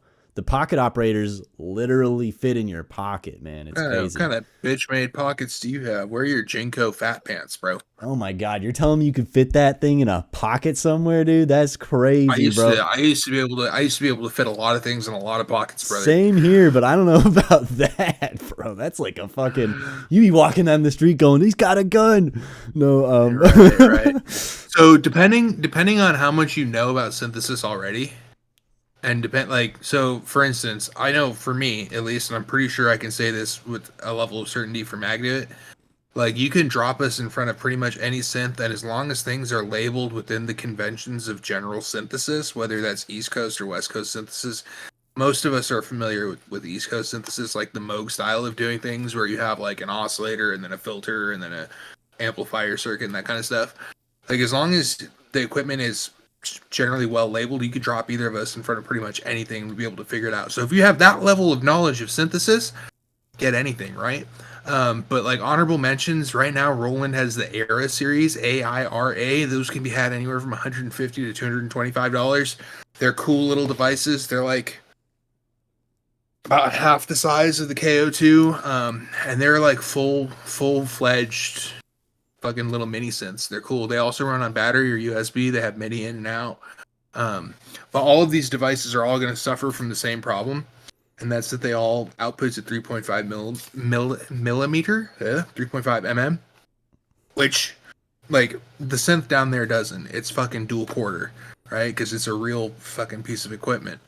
But like these things, like this is, I hate to admit it because I can actually do work with this, but for the most part, this is just for fun. Like this is not gonna see serious use, like getting put into Ableton as a DAW. Like I make YouTube videos of just fucking around on this. Like this is just to kind of like flesh out ideas and get those creative juices flowing before I actually make something on the computer. However, I do use the output sounds from the synthesizer, and I do program stuff on the synthesizer and then import it into the synthesizer and use that. So that's like a piece of equipment for my studio. This is unfortunately a toy, right? and I'm concerned that if I were to recommend something like the Eras, or Eras, I don't know how they say it, that's not something that like would make a lot of sense. But then you have the bad boys at Behringer. You're about to hear me glaze the fuck out of Behringer, even though I don't have anything from them, not yet at least. He's thinking about it though. I have Behringer shit, and I'll be honest, it fucks. I mean, yeah, they got it right. It does. Yeah, they know what the fuck they're doing over there. Let's just get patents from old Japanese companies that are expired and just fucking 1-to-1 clone them and put them in fucking using modern transistors and fucking modern machining and modern, like, you don't have to worry about like capacitors blowing up or anything like that, or like tubes and fuses, because it's all transistor based stuff. But like Behringer is the JT4000, which is a little synth, and then they have like the VS Mini, which is a vector synth, and these are all like anywhere from $40 to $100, right? And then they have the bigger stuff, like they have the Crave, the Edge, the Spice, the Grind. What's the other one? Crave, Edge, Spice, Grind. Oh, but I have been thinking about this while we were chatting. When it comes to modular synthesis, if you really want to get into modular synthesis, buy Bitwig. Honestly, just get Bitwig for $300 or however much it costs, and then you can essentially have an infinite amount of modular synthesis for, $300 instead of having to basically sell your house and your home and your car and maybe your children too to be able to afford the wall of shit that surrounds you. If you know the homie Concal, ask him how he feels about his modular.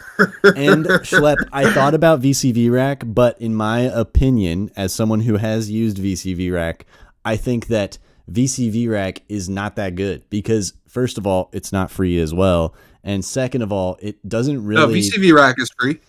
Kind of. It's kind of free. It's like sort of free. There's free things about it, but then there's also not free things about it. If I'm not mistaken, VCV Rack makes you buy some of the modules. But some of the modules are also free. So you're not wrong. You can like dabble for free in VCV Rack. But in my experience, the way to go is Bitwig because it's so streamlined. It's like, y'all want a taste? First one's free. Yeah.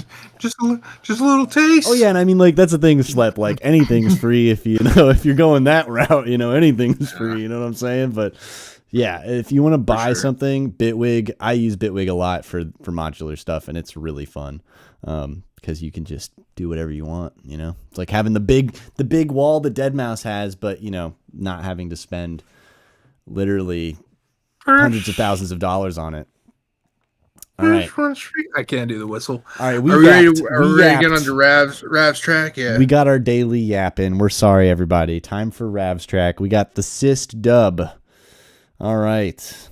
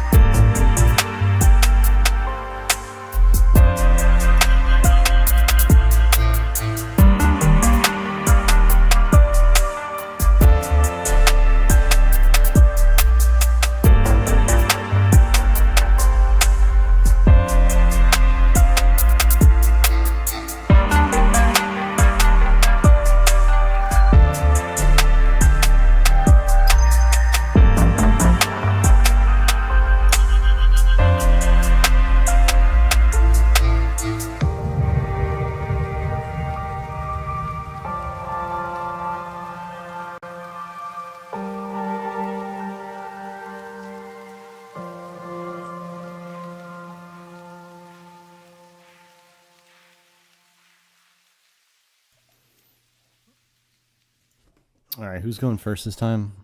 I forgot. I believe it's you. Okay, so let me just answer the first question. So a lot of the direction in this track comes with the sub. Am I being too freehand with my bass line? I don't think so. I think the bass actually sounded pretty cool. That's probably like the most exciting part that I liked about the track. Should I be more focused with it, less variation, or possibly shorter phrases? I think the phrases are fine. I think they kind of like drive the I shouldn't say all of the humanness in it, but a lot of it. I occasionally feel like the song doesn't know where it wants to go. I think the problem is it wants more complexity on the upper stuff. I think the bass isn't matching everything else. So like I feel like the bass is good, but then like the piano being as repetitive feeling as it is feels kind of weird, you know? Like I feel like you want to have more like lead stuff happening where, you know, I'm trying to see if I can get this to play, where you have like more like,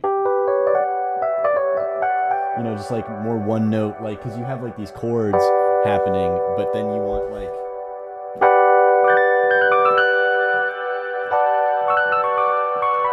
you know, like stuff like that where you have, let me turn off the reverb, where you have like more, like the chords are happening, right? And you have like sometimes where you're going like, you know, you have those, like, but I'm talking like you should have some of the,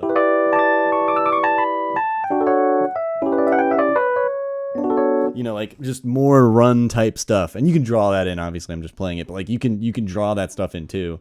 But I feel like that would help the track out a lot, at least with regards to the bass feeling as complex as everything else in the song. So like I would experiment with that. Yeah, I don't know. I thought that I liked the bass. So like if you're going to make it that spicy and complex and interesting, I think everything else should sort of match it as far as the complexity, kind of IDM-y, I guess. But yeah, anyway. Did someone say IDM? Yeah, that was me. I feel like I was summoned. Someone said IDM 3 times in a row. And I was like, that was like, he's like, he shows up behind you and he's like staring at you and you look in the mirror and you see his face and you turn around, but he's not really there. You're like, oh, you need some insect microfill right about there, brother. You're like, oh fuck, get out of my room. All right, for a sub-focused track like this, am I okay with the amount of synthage going on here? Would you prefer more, or does this feel colored enough? I think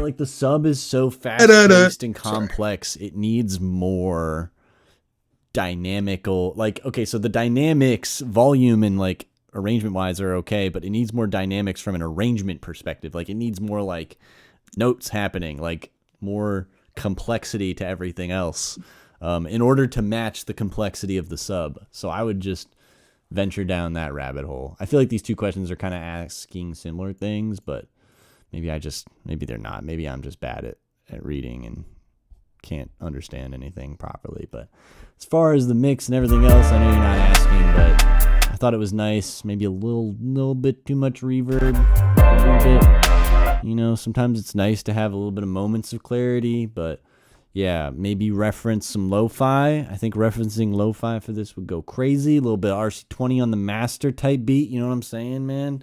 I feel like that would benefit this kind of a song. Oh, okay, Dino's not happy with RC20 on the master. Well, at least RC20 on the piano and the fucking whatever this synth is. I don't know what this is. Clean it up, brother. Make it pristine, brother.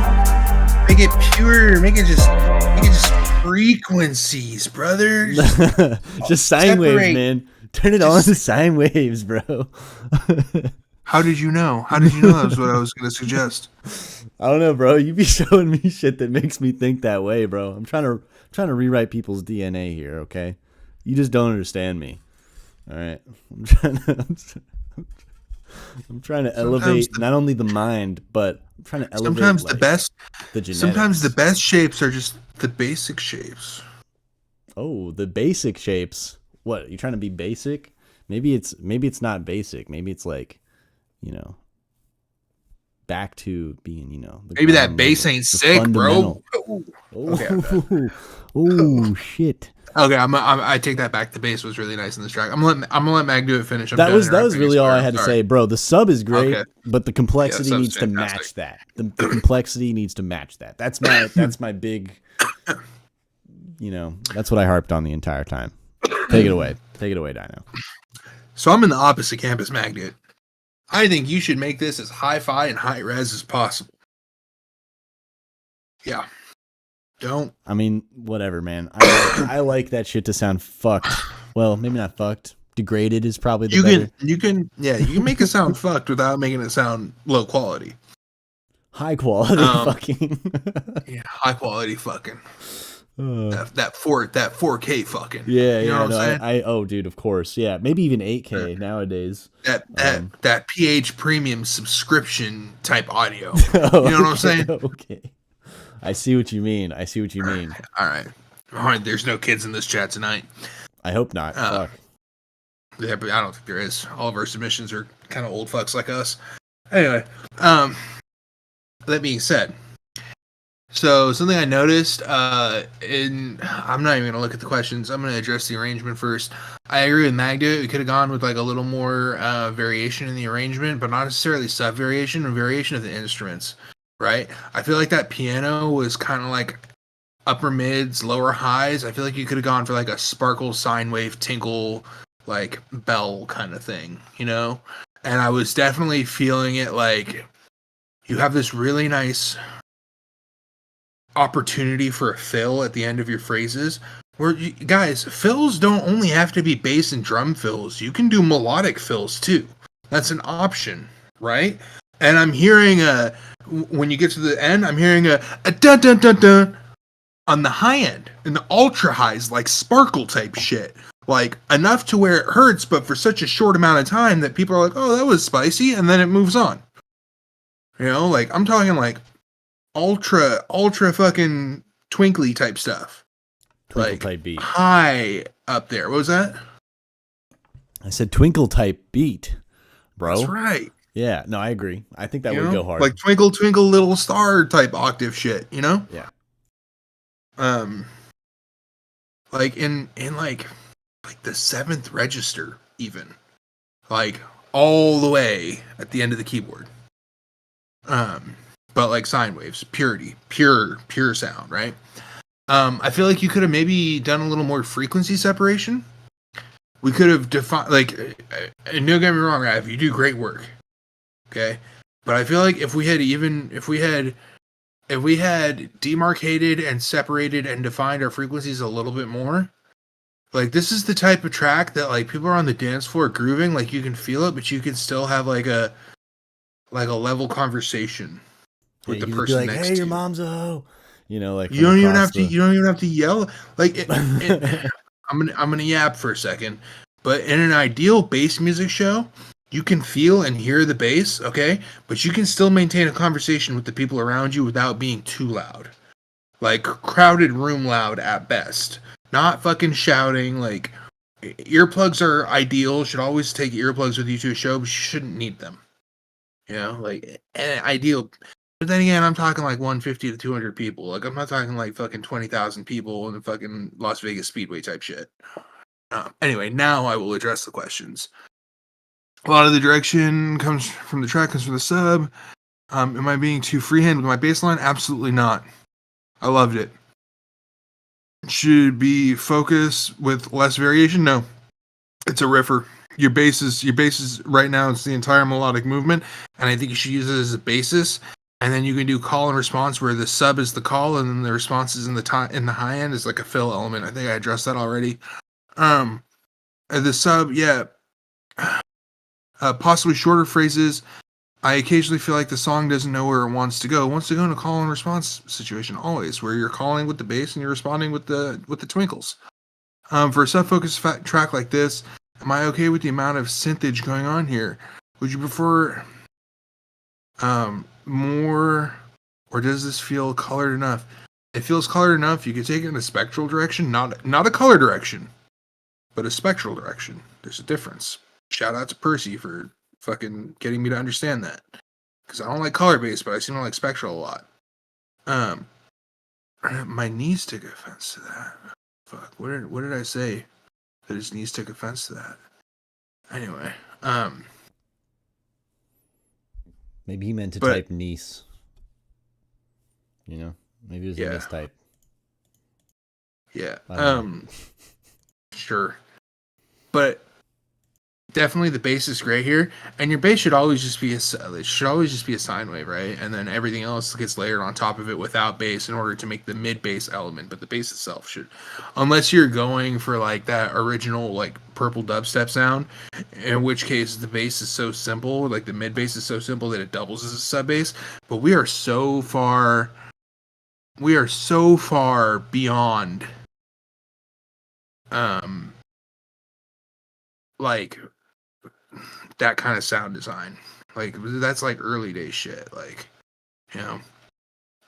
And as an aside, if you're throwing samples into, I know you're not doing this, Rav, because it's obvious. But if you're just throwing samples into a track and they're all like different bass levels, like that shit shows, guys. Like we can tell, right? As that is a dead giveaway to if you're fucking not lowing it or if you're fucking actually making your shit.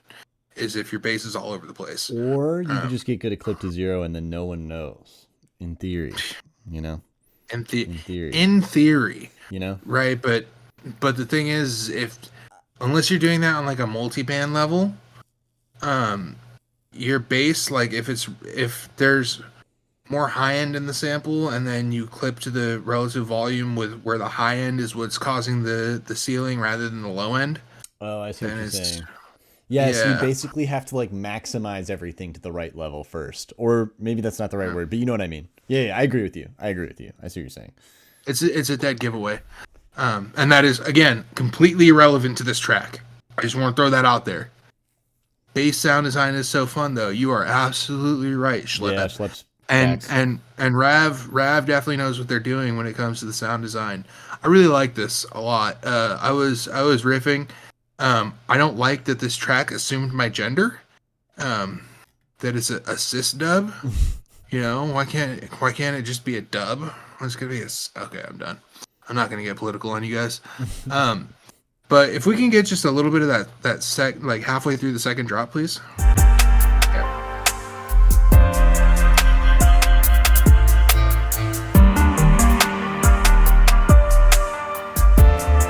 Good. Yeah, I just wanted to make sure that like this is the kind of track that I would play in one of my sets, and it is. And then so to call back to another track, this one was like consistently like 15 to 13 in the lufts, and it felt louder than a track that we had earlier tonight that was in the minus 10 lufts region. And I think it felt louder just because everything was better separated, everything had its place a little bit better, and you could actually like clearly hear the drums. Not a knock to the other track. I'm just saying when you place these elements the way they're meant to be, then and they can all shine a little bit better and you can hear them more clearly. Like clarity brings, and Mag do it, I'm sure you can attest to this. Clarity can make loudness seem louder, and it always makes loudness feel better. Is that correct? Yeah. No, I think that there's really no bad part about making sure everything can be heard. That's basically all it is. You're like, okay, I'm doing all of the work of arranging this instrument and putting it into my track. I may as well make sure people can hear it, you know? Like that's kind of the way I think about it. But yeah. That is very true. Very true indeed. Is that all you'd like to say on the track? That is all. I think we can move on to Ian's track. Yeah, definitely cool, Ravana. You should keep flex on that more. Come back next week. Dino won't be here to BM you. No, I'm just kidding. Oh, speaking of, when Dino does return, all right, and this isn't written in stone yet because weather is a thing, but my neighbors around this time of year, okay, there's a bunch of youngsters living next door, okay, they go outside with their dude. How old are you? What? They're like middle high school to beginning college, like they're that age. Oh, okay. Right, there's like 8 of them. Yeah, okay, those are some people youngsters. next door have a bunch of kids. They're youngsters. Yeah, 100%. They go out there with their fucking RGB fucking Bluetooth speaker, Okay, you know the 12-inch ones that claim to be doing 3,000 watts. You know the ones.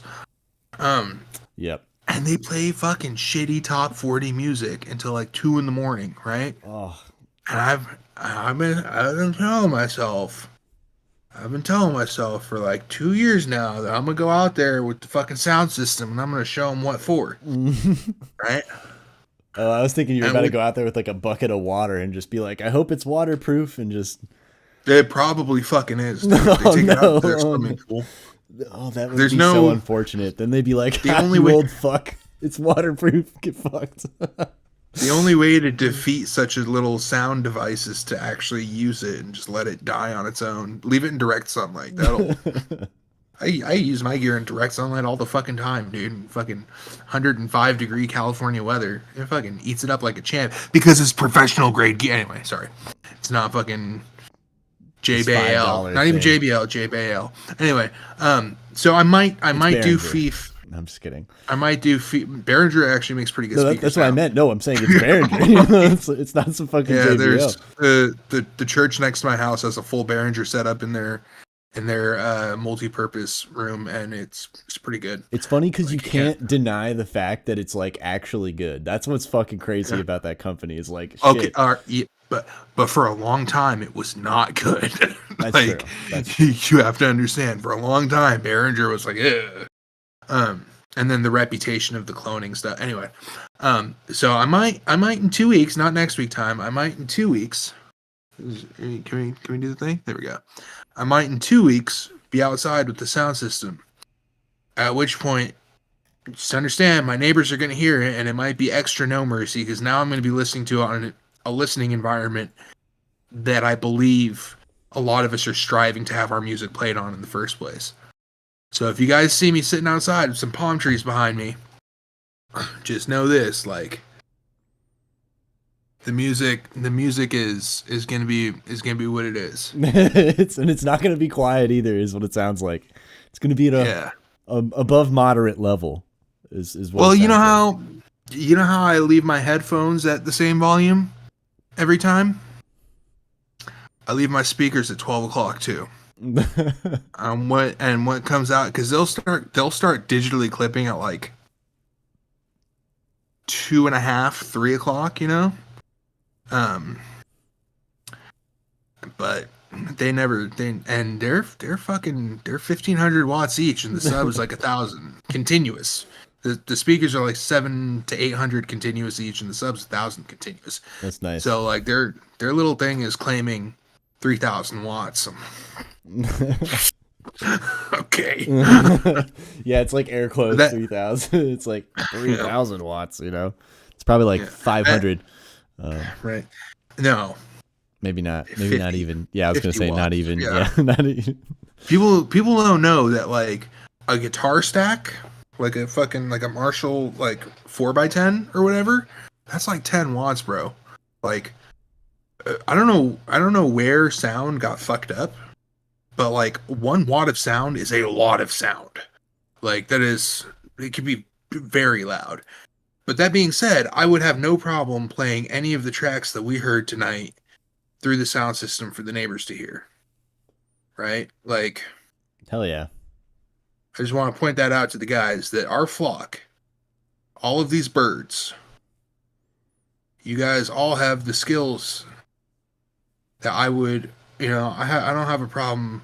Like, I don't like playing hip hop through my stuff. And that shit's made by professionals, right? The No. air quotes went hard there. So that being You said, know, like, blast I Lil would, Yachty and like, fucking who else? you made that name up. What? I did not make that fucking name up. You've not You heard of made Lil that Yachty? No. Oh, thank God. Thank goodness. I thought the point of a yacht was that it's large and in charge, bro. No, dude, Lil Yachty's silly. A Okay, little too silly. But anyway, let's move on, What's okay? your Yankees track? Our last track of the evening, we somehow made this FEEF flex for like 2 hours. So we're banging it out here. All right, Ice I told Horizon. you we're giving 15 minutes to every track. Yes, good vibes. Good vibes for all.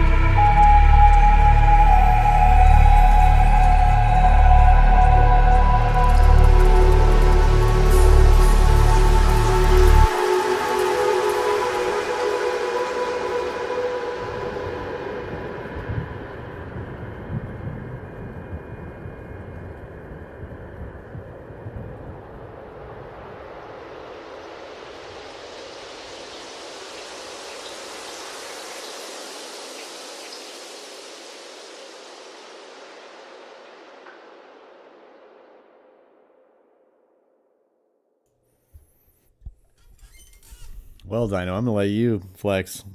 This is like your Oh, wheelhouse. I've got things to say about this. First of all, are you familiar with Signs of Life, Anki? I'll spell it out for you in the chat. It's SONGNS of Life. Signs of Life. He is an ambient producer on YouTube. Look him up. Uh, there's a lot of crossover between what he does and here, and I take a lot of my inspiration for ambient stuff from him. That being said, should I add melodic or textural elements? No, this track is entirely made up of textural elements layered in such a way to where they create melodic things. And that's something else you could do is I wouldn't say it's out of time. How is it out of time? There's no time in the first place, aside from when elements come in and out, and they're so tastefully done that I don't think that I could even say they're out of time. One thing that I was wanting more of is your bass feels like it's a little bit too quiet, and it could be a little more impactful.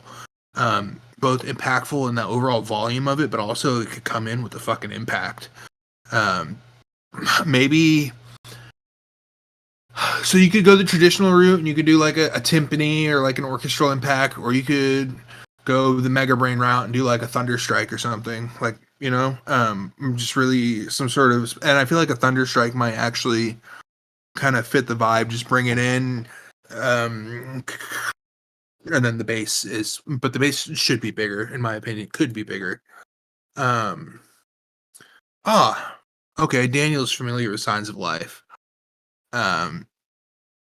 And so, like, yeah, it could do that. As far as like melodic elements go, something that I do and something that I picked up from Signs of Life, bigger in the sub range, yes, bigger in the sub range, more sub volume higher, sub volume higher.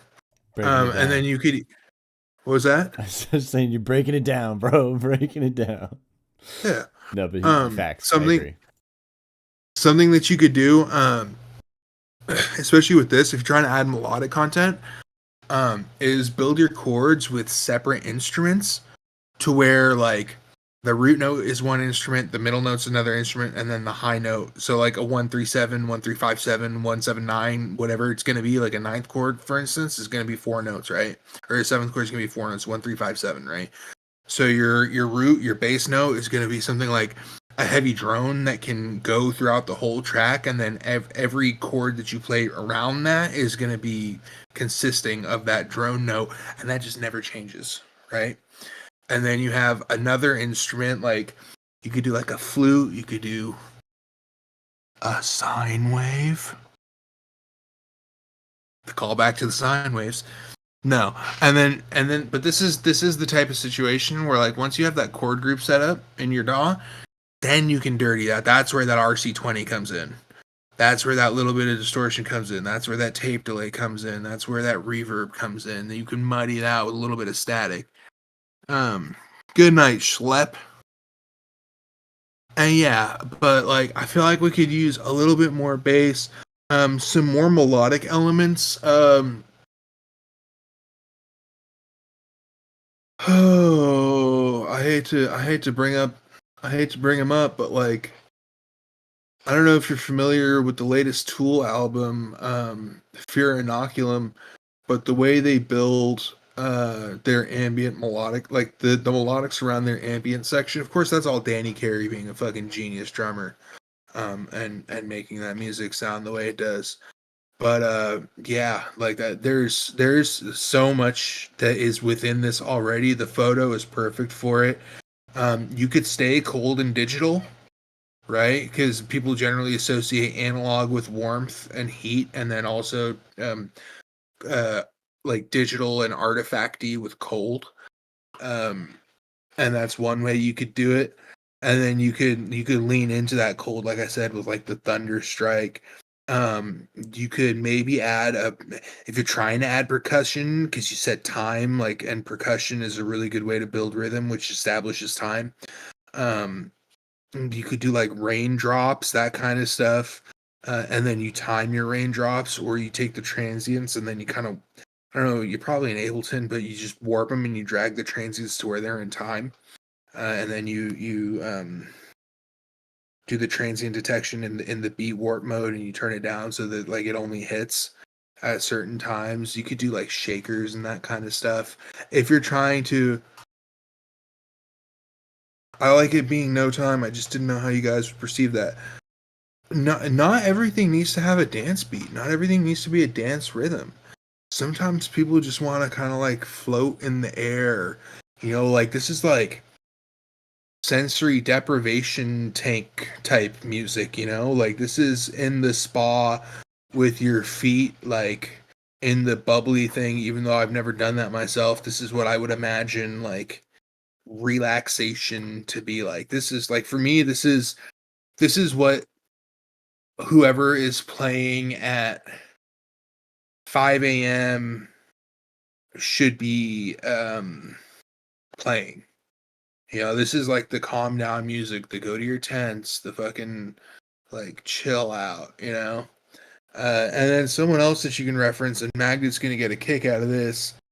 The homie Chaz Pro, Vibrational Souls, makes this kind of music all the time. Yeah, Magda's been hearing a lot about this guy for a long time. But yeah, no, I very much enjoy this. As you saw, it got me in the writing spirit. Like if I could get like an hour of this to just play and like just, it's enough to grab onto, it's enough to keep your interest if you have the patience for this kind of music, right? Because this is not gonna attract the brain rot TikTok kids, even though this is absolutely what they need. But like it's enough to, especially the melodic little lines that you have going, kind of the almost. Can we get about halfway to 2/3 of the way? Yeah, right out there. Yeah, it is a pan flute. Yeah, the pan flute going in the back, and then the wind chimes. Maybe an actual wind chime would be better. And then also when you do this kind of stuff, if you're gonna do wind chime, anything that has a strong transient, put a little spectral shit on there. Like I said earlier, a little bit of spectral compressor, a little bit of vocoder, anything to like really digital it up, and that adds a lot of like filth and nastiness. And if your intended audience is people who are on psychedelics, that will fuck with them so hard. Like it'll just be like this cold alien sound in an otherwise peaceful and organic. And to me, for the longest time, my definition of filth was to have to subvert the expectations where you have a blend of organic and inorganic sounds, right? Inorganic being like machine type sounds, you know, stuff that is basically Volgum in a nutshell. That's like the peak of that, in my opinion. Volgum, I don't know if you guys know who that is, but it's like just jazz with piano and saxophones and shit, and then just like the most just fucking digital sounds. See, but a piano is not an organic sound though. A flute is a real an organic piano. sound. What do you mean? A real piano? I understand. It's a weird difference. When I'm talking organic sounds, I'm talking like caveman adjacent. I'm talking like fife didgeridoo type exactly beat. Exactly. Hand pans, all that kind of stuff. Pan flutes, hand pans, timpanis, hand drums, cajones, even though cajon is definitely a modern thing. Cajones are sick. They're so dope, bro. They're so cheap too. Yeah. Honestly, if you don't have a cajon, like that's definitely the first drum to get, 100%. Yeah. But yes, this was beautiful, Ian. I really very much enjoyed this. I would play this out on the system, like, but unfortunately, like, I want some more. My only complaint is that I don't have enough bass here, and I don't necessarily have enough digital and artifacty type stuff, if that makes sense. But that's just my taste. Like, I like stuff that, like, because it subverts the expectations. It's alien sounding when you start having like Brad, you've been dipping your hand in Botanica lately. Like, Oh yeah, what? well, I'm a fucking Botanica G. What? And this is really Botanica adjacent Oh, too, 100%, right? Like, and 100%. Yeah. that's like impacts and like swooshes and stuff. But something that I think is kind of, from what I've heard of Botanica, something that's kind of like a hallmark of it is there is like obviously digitally processed stuff, Oh, I would say right? spectral processing is like a must have when you are making Right. Botanica. If you don't have that, then I wouldn't even really call it Botanica, honestly. So yeah, Yeah. no, Then it you're right. just downgrades to Arrow, and it's like, come on. Um. But anyway, I've yapped for like 10 minutes about this, probably longer. I really enjoyed it. Magda, you want to take us home, buddy? Yeah, no, I thought that was dope. Yeah, I'll just kind of piggyback off of what Dino was just talking about because yeah, I think spectral processing is like so. I don't want to say underrated. Obviously, a lot of people like it, a lot of people do it, but I feel like people misunderstand that there's like so many ways to do it. You know, like you don't just have to grab spectral compressor. Like there are so many different tools to do spectral processing. It is actually getting a little bit silly these Vocoder, days. convolution, Well, resonators. Take your pick. yeah, I mean Dispersion. one that or at least a set of plugins that I like to recommend are the Ewan Bristow plug data patches because a lot of them are free and they're all spectral and all of them are unique. There's not a single one that isn't completely separate or different or interesting from anything else that exists already. And of course, the free aspect makes it like fun to dabble and figure out what it all does. But yeah, no, I feel like spectral processing on this would be crazy. Some paid for things that I have found really, really slap in the spectral world is Z-Plane's Peel. So Z-Plane Peel is like probably one of the coolest spectral things out there. It's essentially just an EQ, but it's a spectral EQ, and it just like instantly gets you the sound that you want when it comes to this stuff we're talking about here. But yeah, some other spectral things that are fun are of course, yeah, vocoder, even things like dispersers or convolution reverbs, or honestly, there's so many different ways to approach this that it gets a little silly. But yeah, spectral processing, Melda has some stuff like that that's paid for. There's all kinds of different routes. But free wise, I would definitely look up Ewan Bristow, EwanBristow, and just look at his Gumroad and just download everything that's free because everything on there would, I think, benefit that sort of idea that we're discussing. But anyway, is it 2 out of time? Yeah, there is no time. I feel like it's extremely ambient, and I like that as well. I'm a huge fan of Botanica, and I feel like this is almost that. I feel like this is more cinematic than Botanica tends to be, and I feel like this would definitely support a film very nicely. I feel like it's yearning for something visual to latch on to. At least that's my own opinion. This is the discovering the valley in the open world RPG. Yeah, like if you could walk, if you could have a video walking through this area, that would be fucking just okay. See, perfect. but like I don't know because there's a lot of pan flutes and there's a lot of wind chime stuff going on in this. Doesn't matter. I don't know that necessarily that the boreal tundra is like. But again, if you cool it down a little more and you make it a little more like icy, a little more fractally, even, you know. Yeah, no, I agree. Sorry, I don't mean to interrupt. I'm sorry. Long story. I got a lot to say. I got a lot to say about this. Yeah, no, I get it. I feel like it yearns for visual things. It yearns for like, oh yeah, for sure, for like something to support. I think you can always. This is the thing. This is like a Botanica mindset, but you can always add more things. Honestly, there's like no limit to how complex or deep you can make ambient things, especially when they're working together and like, they're balanced properly. But yeah, I would say you should experiment with this. But as far as textural elements, yeah, this is just going to be a repeat, but I would definitely recommend the spectral stuff. Of course, you can go a little bit colory if you want, but that's not necessary. I think the big thing is like spectral. Is it too quiet? Yeah, Dino hit the nail on the head as far as the bass goes. It was a little bit underwhelming. I I actually just thought of someone to reference for this. Venus Theory would probably be a really good reference for this. Huge, yeah. So I would like look at some of his stuff and just explore his kind of things. Maybe even look at some of the tools and ideas that he utilizes in his own workflow.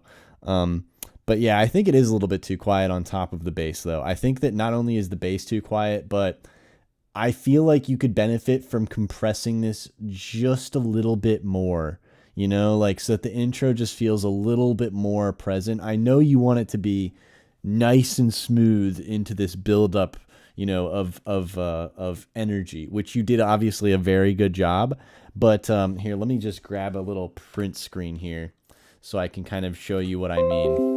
Visually, of course. Obviously, you're going to need to listen to this, but I want to show you kind of what my thought process is. So this is kind of your current trajectory, if you want to call it that, right? What I'm thinking is you kind of have a little bit more like this, right? Like it's still obviously going up, right? But you start out, maybe this is a little bit aggressive, but you get what I'm saying. Like, I think that, there's enough deaf people out there or people who are hard of hearing, they won't really even hear the song until like, here or maybe even here, so I think you want to make sure that like it can be heard anywhere, or on anything. So like depending on the device that they're listening to, if those kids outside Dino's apartment or house, I don't know what it is, but you know what I mean? If the kids outside Dino's place are listening to this on their speaker, I don't think they're going to hear it till like around here, but I think they'll want to hear it here. So I would just, kind of start it off a little bit louder, but this where it peaks, is perfect, so I wouldn't change anything there. And all it takes is just a little bit more compression. And I say compression because I mean compression. I don't mean limiting and I don't mean clipping. I mean compression. I'm talking like 2-to-1, 4-to-1 ratio maximum, like just enough to take the edge off of quietness, but not so much that it like, squashes it. Because you don't want to squash this. That's the thing you want to avoid. So yeah, those are my thoughts as far as the loudness goes. Yeah. That's pretty much all I have to say. This is fucking cool. I really want to see this evolve even further. I think 3 minutes is kind of short, actually, for this. Yeah, this wants to be 7.5 to 9 minutes long. Yep. Yeah, I'm in that boat too. Yeah. It wants to be a nice, long journey that's very meditative, very, spiritual even. You could build 6 minutes just off of 1.5 minutes per chord. And just flow into them and just have the chord like ebb and flow and swell in and out. You could easily get 6 minutes just off of 4 chords. Yeah. Yeah, I think I'm trying to think of some other references. You could also reference Botanica as well. I think that could be just not something that you have to do for this style, but I think that if you enjoy making this style of music, you would probably enjoy making Botanica as well, which I find to be like the more complex version of this, a little bit more, I don't want to say musical, but it kind of is more musical. It's like less about creating a space to sit in and more about like conveying music, but like without the beat and all of that stuff, which I think is a cool idea. So yeah, that's my recommendation outside of this song. That has nothing to do with this song, but I think that you would really love the idea of arranging Botanica if you enjoy arranging ambient like this. But yeah. Yeah, you got to pay attention to depth more in Botanica. Yeah, Botanica is wild. I've been making a shit ton of Botanica stuff recently, but I haven't really made enough Botanica arrangements. But I've made a couple, and they're very fun. It's probably one of my favorite genres. It's just something that it has to be very special. Right. But yeah, I got a few questions for the chat. Oh, okay. Chat, what do we do every Sunday and Thursday at 9:00 Eastern? Ooh, you're hitting them with the quiz, the pop quiz. Anyone? No one? We do a flock flip. Flocku flipu. Every Sunday and Thursday at 9:00 Eastern. Which means in 2 days' time at 9:00 Eastern, there will be a flock flip. If you've not done a flock flip, they're a ton of fun. I only get to participate in them like once a month-ish, if that. I wish I could do more. I just have other life obligations. Another question, chat. Next week, what time are we starting? Oh, that's a big question. Anyone? You, little Timmy in the back? That's right, Timmy. We're starting at 6 o'clock Eastern. Okay, which means submissions are going to open at 5:15 Eastern. Okay, we're going to give you an extra 15 minutes to get those submissions in because apparently 30 minutes was not long enough for all 8 of you tonight. Okay? That's right, Daniel. 3 p.m. PST is when the stream is going to start. But submissions are going to start at 2:15 PST. Okay, which is 5:15 Eastern. Very important. This is probably going to be the format going forward. Yes, We indeed. also only have 2 more Fast and Feefiest Fiefs left. After that, we're going to have to pick a new series to rip off. I don't think we've selected one yet. So if you guys want to be a part of that, hop in the general chat and just let us know like what series we should rip off. Okay, it's got to be something with a bunch of movies and fucking. We were thinking about doing. We already did Star Wars, didn't we? I don't think we did Star Wars yet. No, we definitely did not do Star Wars yet. We were saving that one, Well, I think. One We did Piece. the Lord of, One Piece is fucking funny. That's hilarious. we already did the Lord of the Ring mods. Oh, Rush Hour could be a vibe. yeah, Thief Hour 1, Thief Hour 2, Thief Hour 3. That's Yeah. actually kind of vibey. it's pretty Rush funny. Feet 1, Rush Feet 2, Rush Rush Thief Feet. 1, yeah. Oh, that's funny. Naruto. No, we can't. No, we can't do shows. They have to be movies, guys. They got to be movies. Yeah. I like the Unless it's- enthusiasm though. Unless it's a show that has like definitive arcs, like True Detective. But True Detective's like, what, 3 seasons, and they're all just True Detective or whatever. Oh, maybe like the Avengers could be crazy. Some of the Marvel stuff. The Fiefers. Captain Fief, Captain Fief. Yeah, dude. the Winter Fiefer, That actually does sound kind of fun. That sounds pretty cool. the Age of Fieftron. Age of Fief. Yeah, dude. Yeah. Yeah. But no, that Dino Spitting, yeah, definitely suggest things in general chat. That'd be dope. Yeah. Keep thinking. We are too, but we're obviously not as creative as you guys, so it's a lot of hard work for us, but I feel like with the flock Did we ever float the idea of doing games? Because I feel like the Legend of Zelda games would go pretty. true. A Fief to the past. Yeah, Legend of Zelda would go hard. Majora's Fief. We could just do Fief Craft. Or just one. That's just one off though, isn't it? World of Fief. Yeah. But then we'd have to call each other Steve. Yeah, true. Yeah. Instead of That Steve, sounds it's yeah. It doesn't. I don't know if that has as good of like a ring to it as you thought it would. Right. It doesn't. It doesn't roll off. All the right. tongue. So once again, guys. Next week, submissions start at 5:15 Eastern. That's good. Madden Fief. No, just Fief 2K25 goes crazy. Fief World Cup instead of FIFA. Fief. Yeah, Fiefton. Anyway, next week, 5:15. Be late. All right, we've been keeping Magdude up way past his bedtime. I'm sure there's someone in chat that would completely agree. Yeah, see, look, if I turn this off, it's fucking dark. All right, it's fucking dark outside. Right? Yeah. It's very dark. See, look, I can fade away into the blackness. Just be like, hey guys, all right, I'll see you later. Don't be late. You're not. Yeah, I will. I will be in the chat for sure. I'll be in the chat. In fact, I might even be here for the whole FEEF. I just won't be on camera because I have other obligations that happen at 6:30 Pacific time. Which, if everything goes according to plan with FEEF, like we should be done by 6 o'clock Pacific time, right? FEEF shouldn't be more than 3 hours. But I don't want to have to get up and dip like I did multiple times tonight. But tonight was a different story. My fucking dumbass dog did dumb dog stuff. But anyway, got any grapes? thank you guys for participating. Magduit, thank you for hosting. Everybody give Magduit a big hand. I'll give myself one too. 07's in the chat for Magduit Yep. for his free time. F's in the chat too. F's in the chat.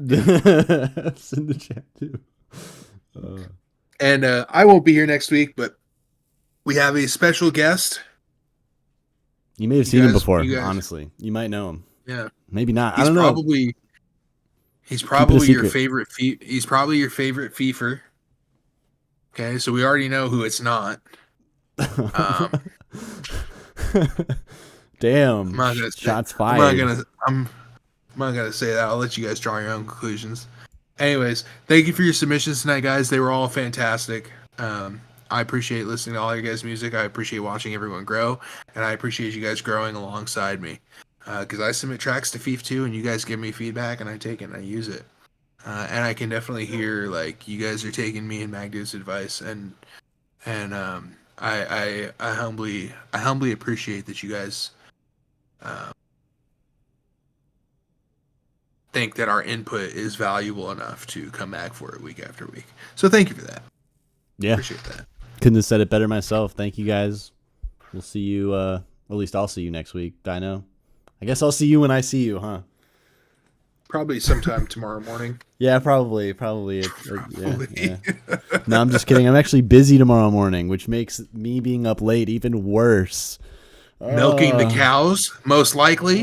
No, but I am doing farm shit, so that's funny. No, there's this big ass fucking land plane that just arrived, and we basically got to put it together and hook it up to the tractor and then use it to, well, you'd never guess, to plane the land. You would never think that that's what it's for, but it is. So is it like a box blade or something, or It's essentially a tool used to fix gravel driveways, gravel roads, Right. anything that's like Right. not flat. It does a good job at making flat, which is awesome. right? So Yeah, my brother's got a tractor with a few attachments like that. nice. He also has a very long gravel driveway that ends up not very flat after a few rains. Yeah, it doesn't So take I long for understand it to where be you're coming fucked. It does not take a long time for that to just be not flat at all. So anyway, Are thank you you getting, guys. are you Love getting tired of riding your horses up and down the driveway? Is that I what it wish. My car is getting tired of riding up and down the driveway. All right. All right. Good night, boys. and Bye bye. girls, Peace out. if Have a there's good any night. of you out there. Shout out to my girlfriend. I love you. All right, bye.